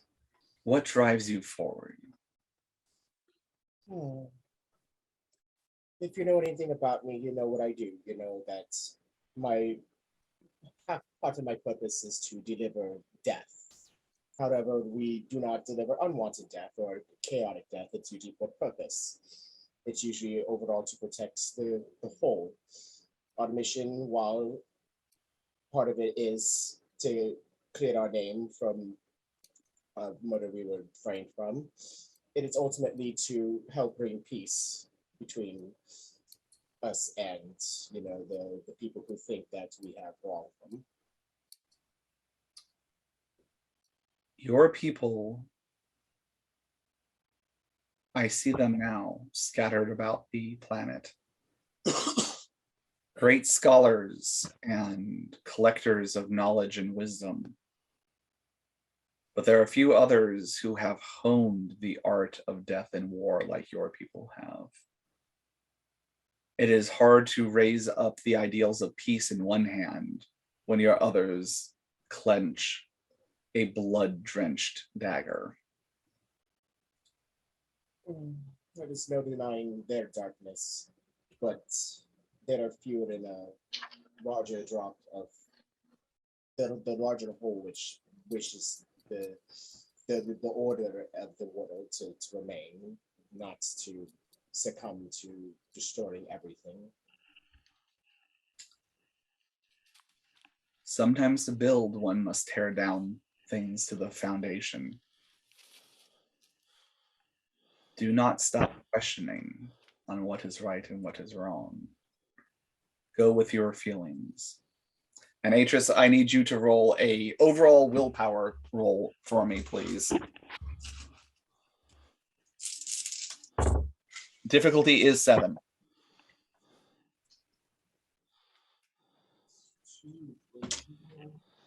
Two successes. Okay. Once again, the smell of the smoke and the herbs and everything clouds your mind, and for a brief second, there's that, maybe I should just stay here. It's peaceful here. There's, for a brief second, even that desperate hunger that you've had in general since you've been embraced, but especially ever since the Jinn changed your fate. There's not that driving hunger here. You feel just at peace, like you could stay here. But you shake it off. You have other things to do. You have other things to accomplish. There's, what you're doing is important. There is a higher purpose to what you believe in. And that clarity of purpose and that clarity of what you should be doing breaks through, and you almost swear you see the smoke almost like a wind tunnel hits, and you see a clear path away from the island. You succeed. Liam, get back here. I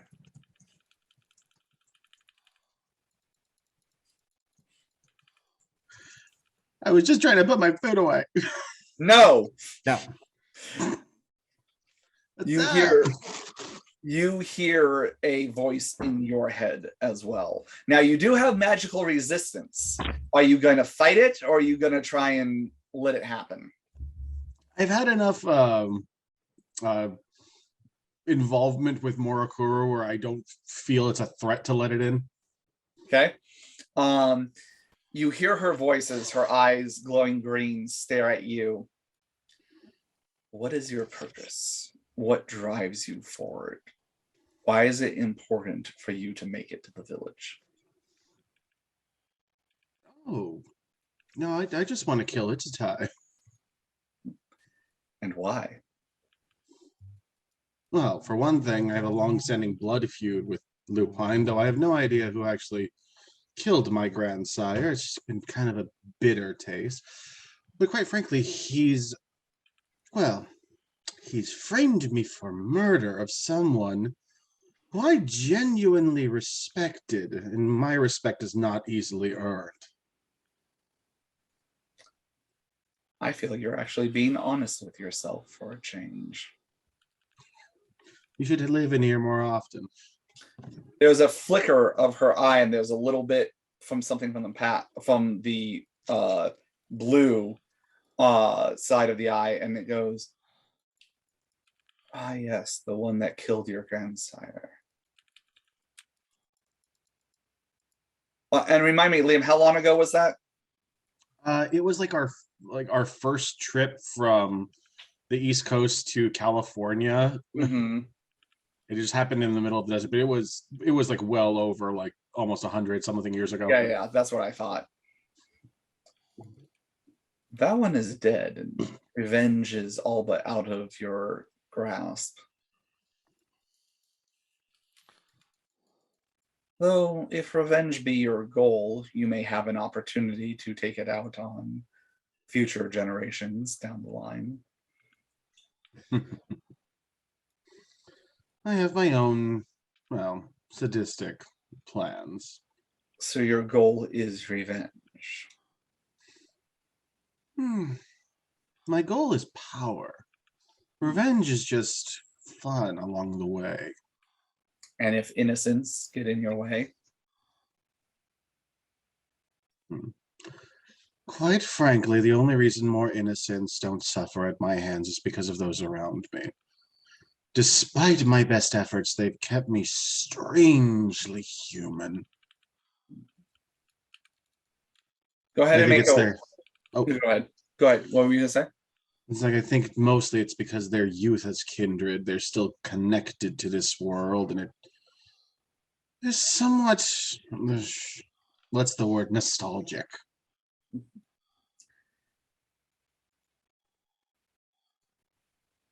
Know that you are more connected to this world than you would wish to believe. And your past is not quite done with you. In fact, it is rapidly approaching on swiftend hoofbeats. But go ahead and make a willpower roll for me. This is overall willpower. Difficulty is 7.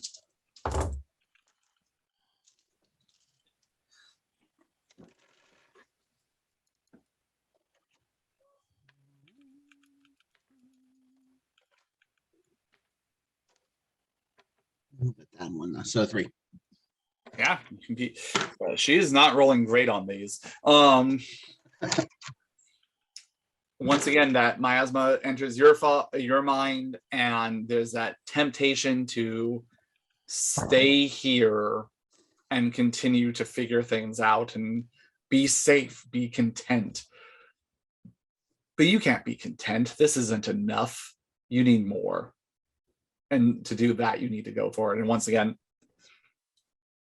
the path forward seems to make itself clear to you. Noah, Yes, sir. the voice enters your mind. Well, hello, welcome. You are safe. Damn, that's pretty clever. That's pretty clever. I'll give you that. Did he pass? And it speaks your true name. True name. You might not be safe very long, but continue. The What shut- is your purpose? Why are you trying to walk this path? What drives you forward?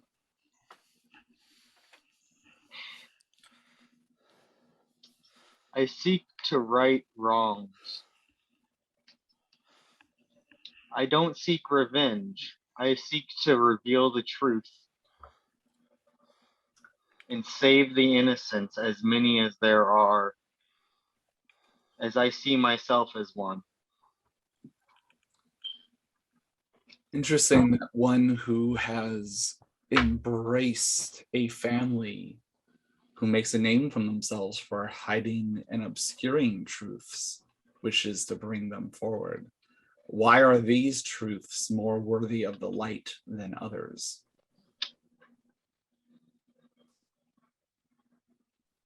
Because these truths brought harm. And you think your past lies have not? No, none at all. And I'm just, for the record, does Noah completely believe this? Yes. Okay. As far as he's concerned, before he was turned, he was headed for heaven. And after? Oh, he knew he was bound for hell, but there was no going back. Yeah. All the same, he does his best, and he still has his integrity as much as I feel. But now you got Jericho to work on, and at least 3 turkey vultures. Oh, damn it. They're all wonderful. I can't wait to make their lives better. She looks in the past and goes, if you ever meet one of my sisters, she might reveal certain truths that you wish to bury. And she kind of smiles and looks at your shovel.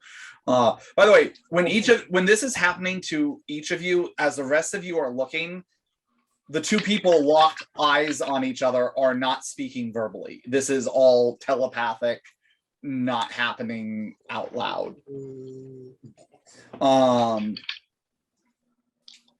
Go ahead and roll a willpower roll for me, difficulty 7.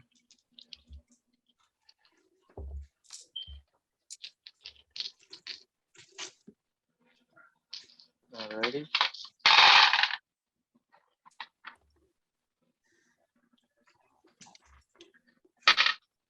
So I got 3. Okay. I'd like to look back at her and be like, there's only one person I'd like to bury, and I never found her.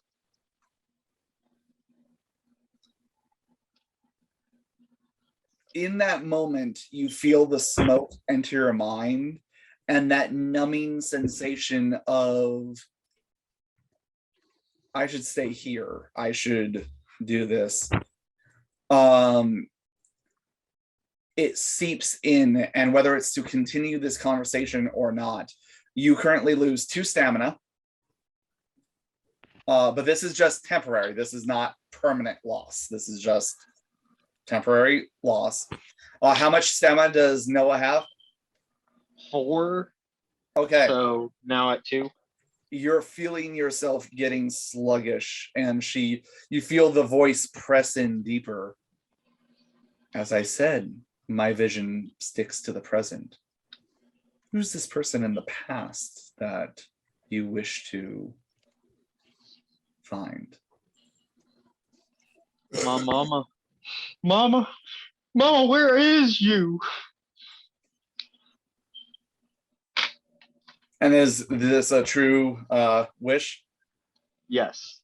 Yes, this is one of his deeper wishes that he doesn't let people know about. Okay. Just wants to bet his mama. Mama. And is this this is human mother, correct? Yes. Okay. Aw. Mayhaps you'll Really glad you said yes. And remind me, how long ago was Noah embraced? Ooh, It should say easily. almost 200. I can't tell you where she was, but I know where she is. If you're looking for closure on the matter. Go ahead and make another willpower roll. Difficulty 7 again.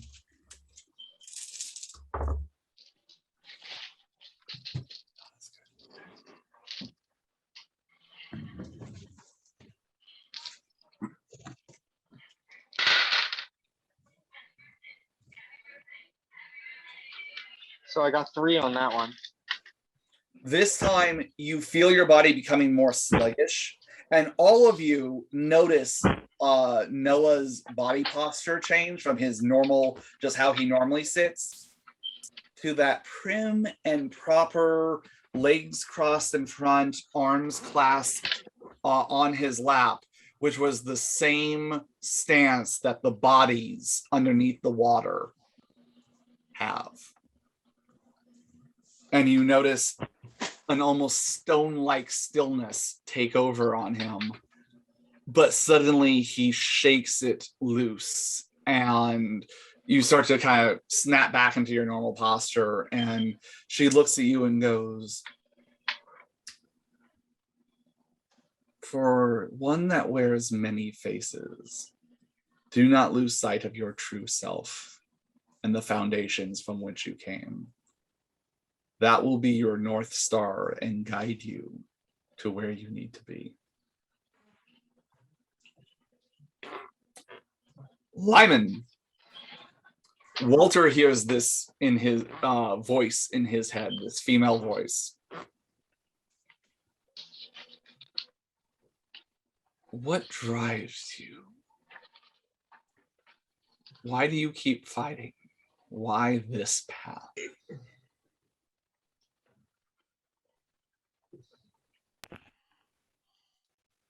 I want to protect people just trying to get by from the big fuckers trying to change everything to their own ends. And I thought, let's just say I thought I got a taste of that while I was when I was first what I am now. Didn't turn out like I thought it would. I thought I was just gonna try and help others that had a better vision how to do that. Help a little guy, but lately I don't rightly know that's gonna get me there either. The reason I'm going on is I want to see more. It ain't enough for me to follow others that know better than me, and it ain't enough for me to just get revenge on every big fucker out there. So I need to see it myself. And you have fought for so long. Have you not earned your peace? Why must you keep fighting this fight? A lot of folks need protecting. And if I fuck it up myself, then more is just gonna meet bad situations. And right now, I don't want these fellas to meet bad situations, so I best stick with them. It is difficult for one whose existence demands the sacrifice of others to walk the path of the righteous warrior, though it is not impossible. Go ahead and make a willpower roll for me, please.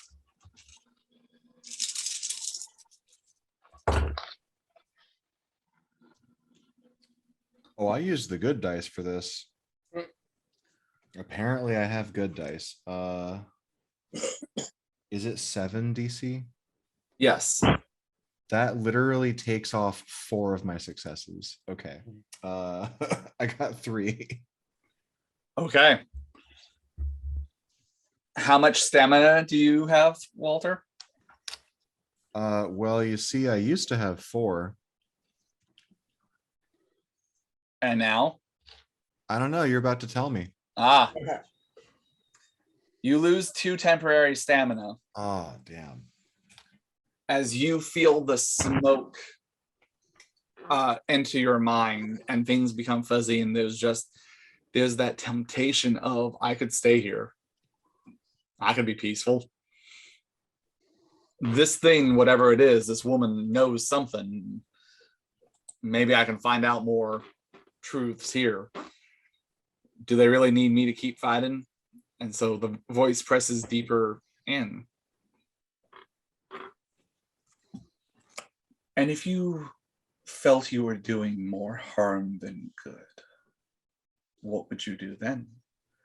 The path ahead of you has many innocent who have never felt blood on their hands. They don't know the horrors of war. Would you bring it to them? Lady, I've already done more harm than good. I'm learning from it, and someone needs to learn from it because the cycle of violence gonna repeat itself. At least that's something I heard Henry say once. People were going to or plotting their own kind of war, so yeah, there's gonna be a lot of hell whenever fighting happens, wherever fighting happens, but it's gonna happen. Better to be someone who's learned from it doing it than just only people don't know what the fuck's going on. So you're willing to keep your hands bloody to keep others clean.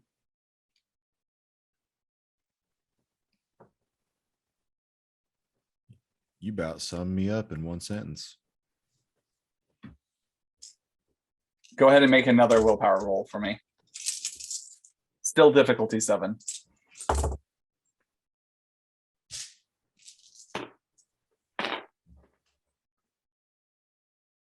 Ooh. And I will say the rest of you notice Walter go through that same thing of all of a sudden his posture becomes extremely like there's a board against his back, legs and crossed in front of him, arms folded in his lap. Again, matching the posture of those bodies that long since dead are under the water. But he's still there. He's still connected as she's still looking at him. Walter, how'd you roll? This is the most proper Walter has probably ever sat in his existence. That's true. Walter rolled 5. Shit. You push through, and a little bit of that brouhaha boiling over passion comes through, and dang it, you know you're making the right choice, and you might not always do the right thing, but damn it if you're not going to try. And you know, you've seen what's happened to people that just stand by, and doing something's better than doing nothing. And that sluggishness, while you're still feeling slowed, like your muscles feel tense and it's harder for you to move, you're able to shake off that smoke. And once again, you look forward, and like a wind tunnel got hit, you see the path of the smoke clear, and there seems to be a path to the other side of the shore available. I'm a little mad. I'm gonna get up and just like, I'm not gonna get in a fighting stance, but I'm gonna like square up at her and just like look at her real hard after that. You stare down this pregnant woman. Hell yeah, I do. And she is unfazed by it. She looks at you, and now out loud to everyone, as it seems like Henry and PETA went through their moments. You all are very aware of your presence of mind in the current place. You know what your purpose is. You believe in your path. And whether it be right or wrong, the point is you believe in it. I believe that your purpose moving forward is for the greater good of those that I have sworn to protect. And thus you have my blessing to move forward. As promised, I will grant one boon to each of you if it is in my power to grant, whether that be knowledge, as she kind of looks towards Atris and Wea, power to Liam,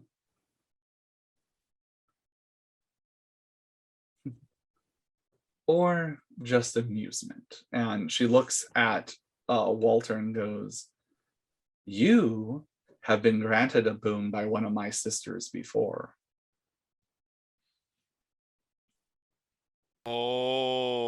Oh, Geneva. Real nice lady, that one. No way.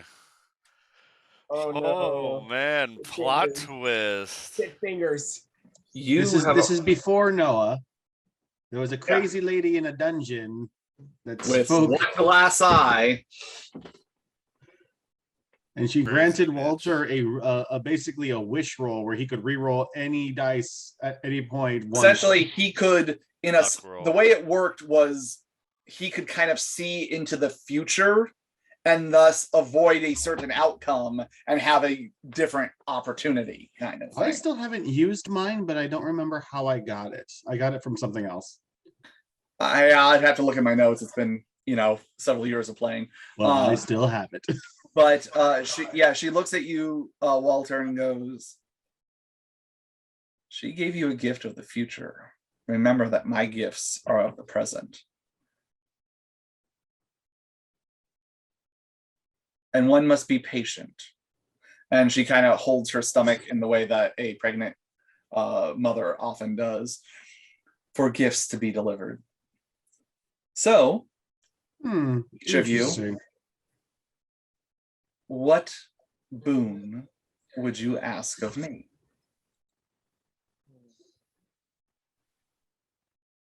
You can do that in here, correct? If I wanted, let's say, a name.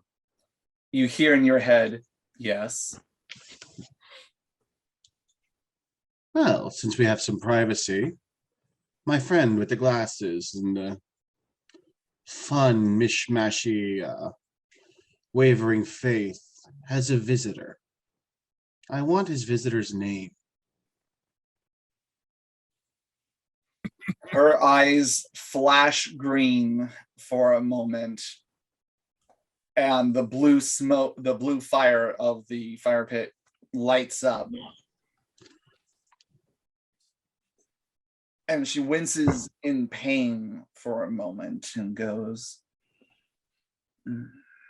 and you can see her holding her head, and a little bit of black ichor comes from one of the corners of her eyes. I'm afraid the name is obscure to me, for the name belongs to the past. I can give you a title, or you can ask for a different boon.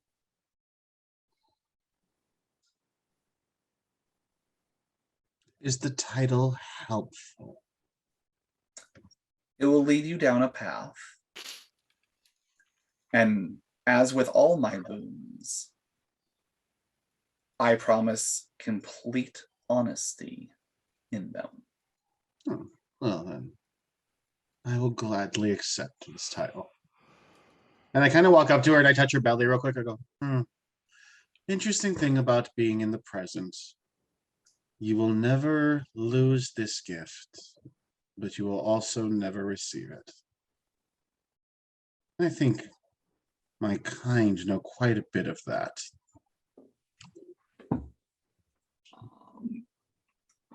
Okay, so let me check my notes here. Oh boy. And Liam feels a kick. He takes 2 ag because all women hate that when someone touches it without permission. So,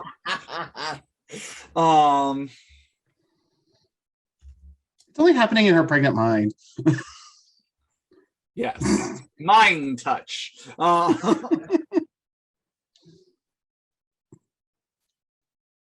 Oh, so you don't actually, you're saying you're visualizing this? You're not. Yeah. I had her because in case the name actually was there, I didn't want Henry to hear it, and hence the Yeah, demon but- here. Audio versus video. You know what I mean? Oh, yes. Oh yeah, no, the real life pregnancy thing happened. Oh, okay. All right.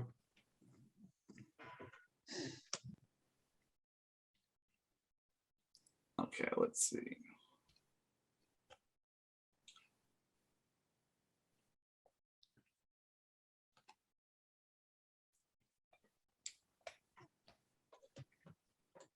You Oh, if it's something you need to send me later, you can.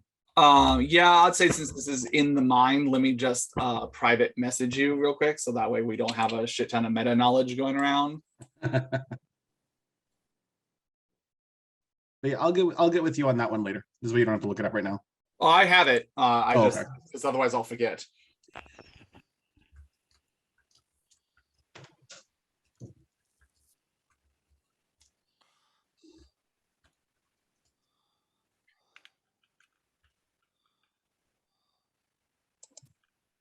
Is what you Gotcha. hear in your head. All right. She looks around after you see kind of a connection between her and Liam. Anyone else?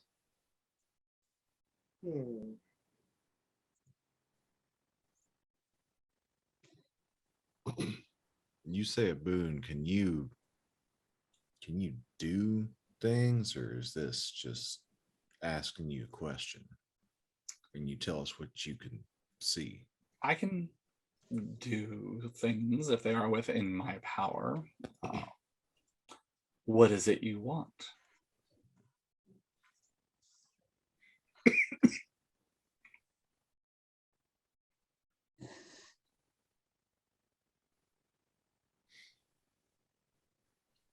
I gotta think on this one real quick. All right. I am a creature of the present. You may take as much time as you want because that is why today is a gift. It is in the present. Anyone else? You don't have to take a gift if you don't wish it.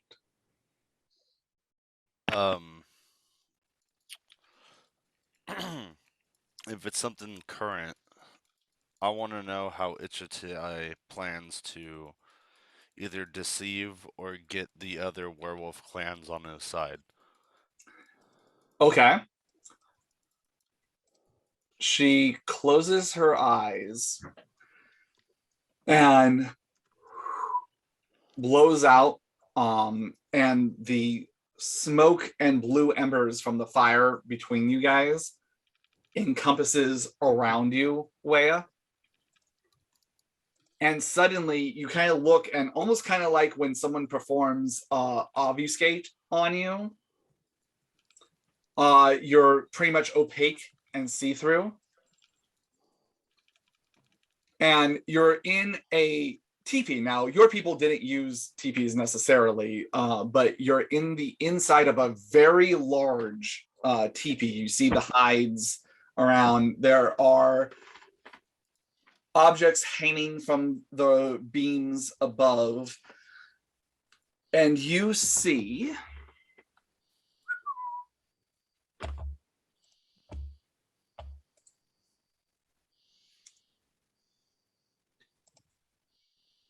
six individuals sitting together.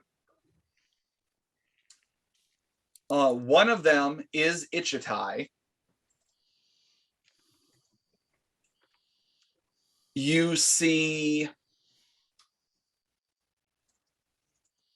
another figure also of indigenous descent, with red paint streaked across his face, bare-chested with a hide vest and a long spear that he keeps to his side as he is sitting. Looking like a guy that's in his, I would say, late 30s, early 40s, but extremely well built, like he has similar musculature to you. And scars that go across the chest that look like a giant lupine claw mark across his chest, and a mohawk of jet black hair going down the center of his head, otherwise completely shown on either side. You see, let's see, an old man, easily in his 70s, if not his 80s, frailer in frame, hunched over, has a wooden staff that he's holding on to as it comes up and ends in kind of a gnarled, almost natural hook with feathers and beads wrapped around it and leather. And he's actually wearing glasses. It looks like someone got him a pair of reading glasses similar to what Henry has. Silver hair, long hair that is pulled back and comes down in a single braid down his back. Let's see, that's him. You see a black man dressed very well in modern business attire. This is similar to dress that you would see oftentimes, not quite Mr. Black, which is a little bit more flourished, but you've seen people in towns with the banks and stuff like that. Extremely proper, extremely well dressed. This is a guy that comes from money. He has salt and pepper black hair that's kept relatively clean cut around the sides. Big old mutton chops that come down from the hair on the sides and come out on either side. Wearing a monocle on his right eye and sitting down there, and seems a little bit uncomfortable in these more rural settings. And then you also see another gentleman who, I'll tell it to Chad, Wea will understand it as best he can, looks Middle Eastern in descent, Okay. dark brown skin, a gray mustache on his face, head completely shown bald, wearing a red fez, also in a suit, not quite as nice as the other gentleman's, and has a pipe that he's currently puffing on, sitting there. And you notice around his neck, he wears a gold necklace in the symbol of, you've never seen this symbol before, but for Chad's purpose, it's an Ankh. And lastly, you see another familiar face. It's the female werewolf, right? The female Cherokee that you guys found the lupine underneath San Miguel, missing her left arm as the leather shirt that she wears is tied off at right above the elbow, as she sits there, feathers in her hair. And you see Ichitai speaking to all of them. And it's one of those things of, that they're speaking a language that you don't understand. It's that guttural, growling language that seems to be the language of the lupines, of the Garou. But for some reason, you understand the meaning, the overall gist of what is being said.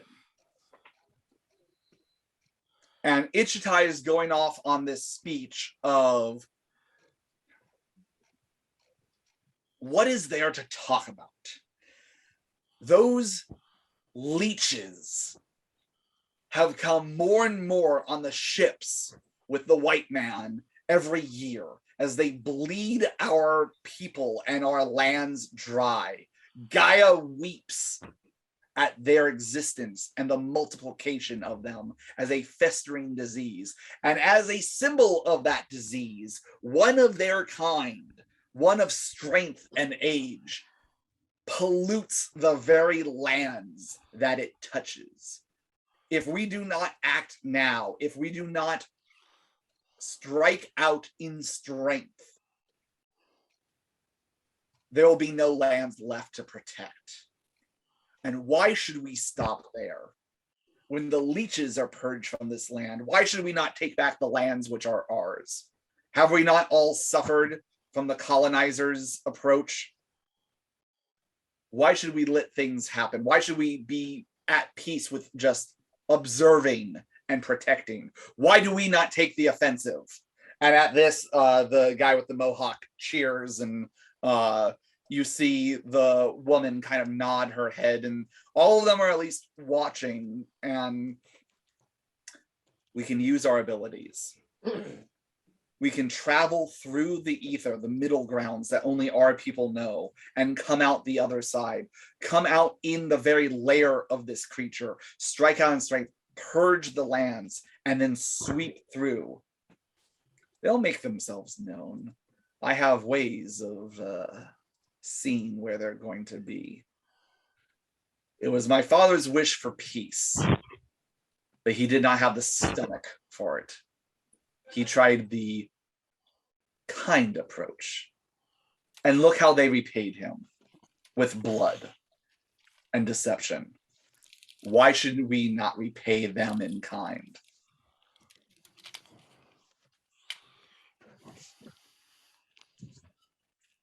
When the full moon rises, my father's gifts will be made known. The path will become clear, and we will strike out in strength. I will take whoever is with me on this journey, and we will see victory. Taylorsville will be purged, and the surrounding lands to follow. And the older one goes, and if we agree to this, what will be the next step? And the one with the fez on his head goes, yes, what's in it for us? We can travel across many miles in a short amount of time. We have abilities, and he holds up a mirror. When our lands are clear, I swear to you, my people will help free your people. Let us be one tribe again. And the vision fades, and you're back in the present. Real quick, Yeah. the one thing that I was a little slow on writing down. When the full moon comes, father gifts will be Will light the way and be revealed. will light the way. And you get very much the idea that given what she said her abilities are, this is a conversation that is happening now. Yeah, in the present. yeah. This is a present, like right as of this moment, sort of thing. Correct. And what you're getting is that none of them are saying no. Some of them are already agreeing with him. But others are on the fence. Others are on the fence and want to know if the risk is worth the outcome. That definitely helps a lot. Okay, so that's what you get from her. She looks to everyone else. Is there anything else? Aegis will step forward. She'll kind of glance at Peta and say, when his father was murdered, the crimes were twofold. Not only was Murakota murdered, his body was desecrated. Ichitai took his eyes. I want to know where his eyes are.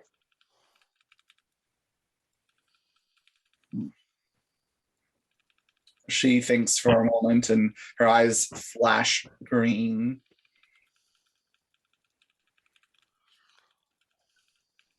He has done much to obscure them, even from my vision, as there are apparently many of his people that have gifts that would make them known to them and his crimes transparent. However, she reaches into the fire, the blue flames,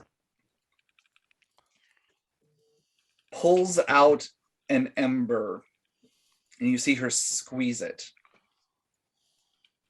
And she squeezes it really hard. And suddenly a blue diamond appears in her hand, about yay big. And she hands it, she reaches across the flame and she hands it to you, Atris. Reach out and take it. You will feel this gem pulse and see it light the closer you get to the location of the eyes.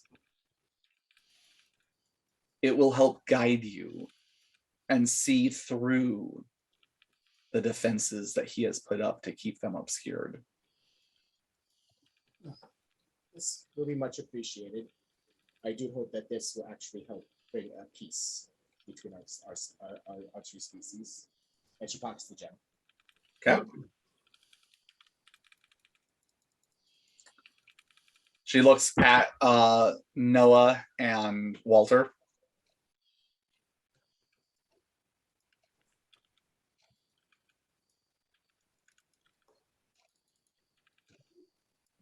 You said before that you knew who I was looking for and where they are now. Yes. I seek more knowledge on that. All right. As she looks and she goes, very well. Now, reminder for the DM, please, Jeff. Yes. Human mother from over 200 years ago, correct? Yes. She went missing before we found out how she died. If she died. Well, I mean, at this point, 200 years ago, she's pretty much.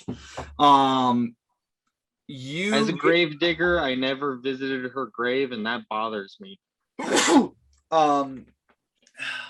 And remind me, you were originally from. You can message me if you don't want to say it out loud. But you're originally from where? Yeah. Billy. I'm walking here.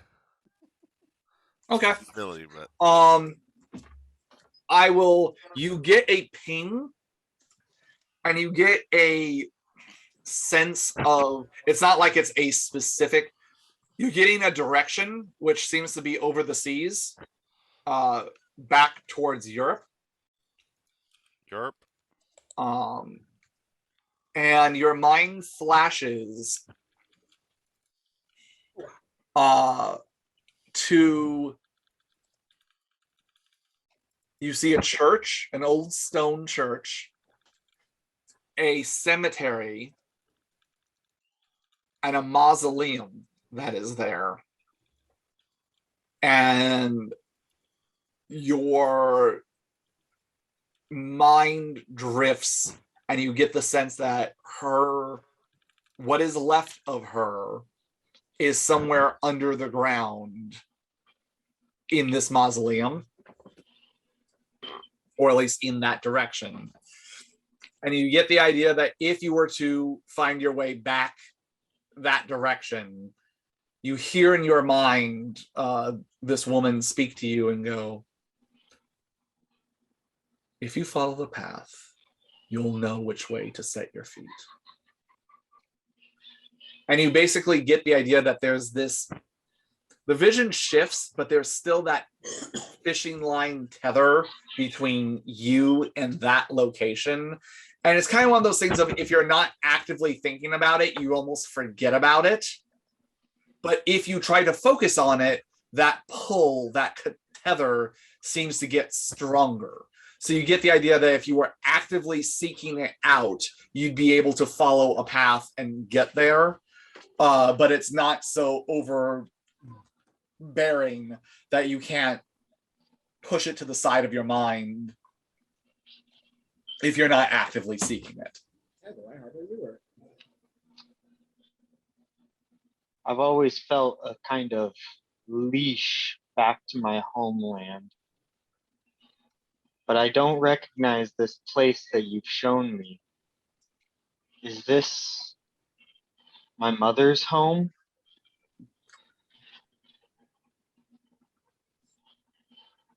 It is her final home.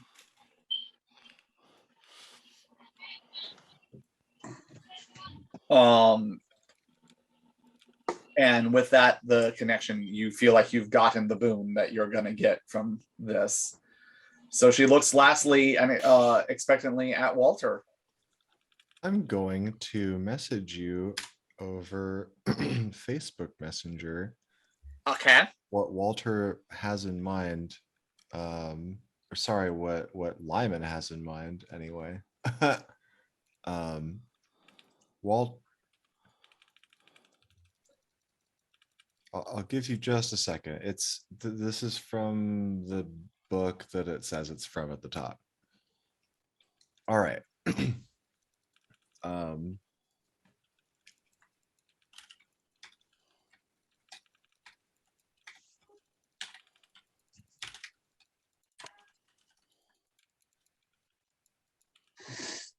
Walter says, thing I want, if you got it to give, is the ability to not be fucking led around by the Lord Pembrokes of the world and whatever the fuck's in the head of Henry over there. And anyone else wants to just bend others to their will. Love Liam, but I don't want to be led around by that. I want to be able to stand strong in the face of them trying to bend others' wills.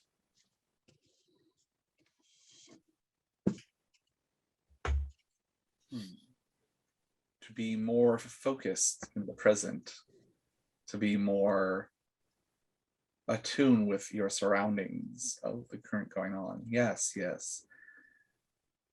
I think that is something that I can help you with. And I will say, Lyman, I'm going to give you a somewhat altered version of this. It's not going to be completely as written, but you will get. So I'll send that to you, though.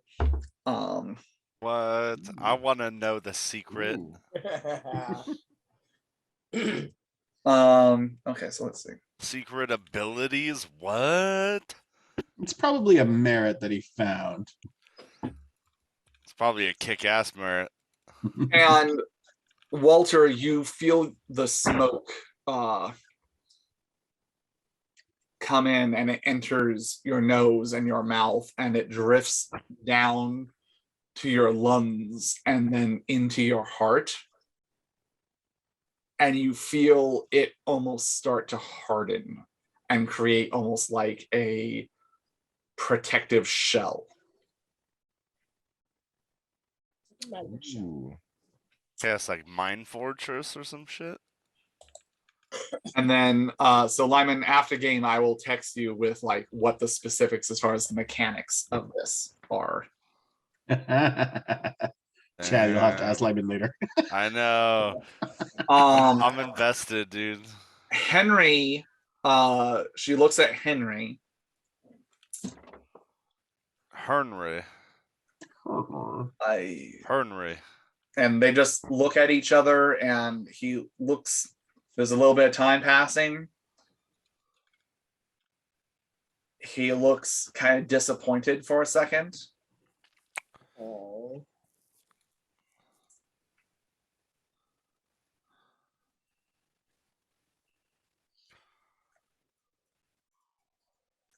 And then his eyes flicker to each of you and kind of linger on Liam and Wea for a second. And he looks back at her, somewhat resolute.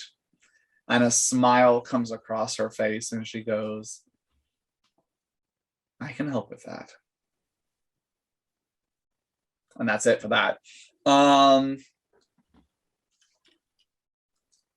Does the rest of our party get whooshed over to the island? Well, hold on. I want to whoosh. She looks at PETA. Oh, that's right. He's there. I forget the child that we brought with us. I'm sorry that I can't grant you the same gift that I granted your father. That took me and my sisters combined, as he did a great service, and we all three owed him a boon. And a gift once given cannot be re-given. However,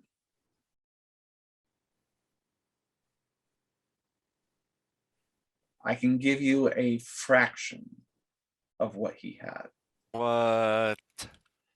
as I do feel it is your birthright. Huge upgrade. And she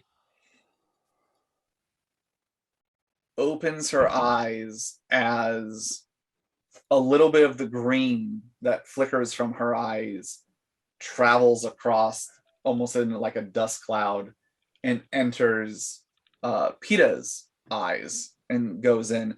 And his pupils that were a dark brown before are now tinged, you notice in the firelight, tinged on the edges of the iris with a little bit of green.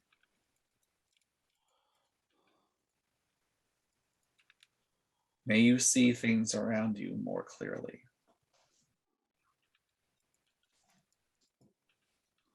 Well, the path before you is clear.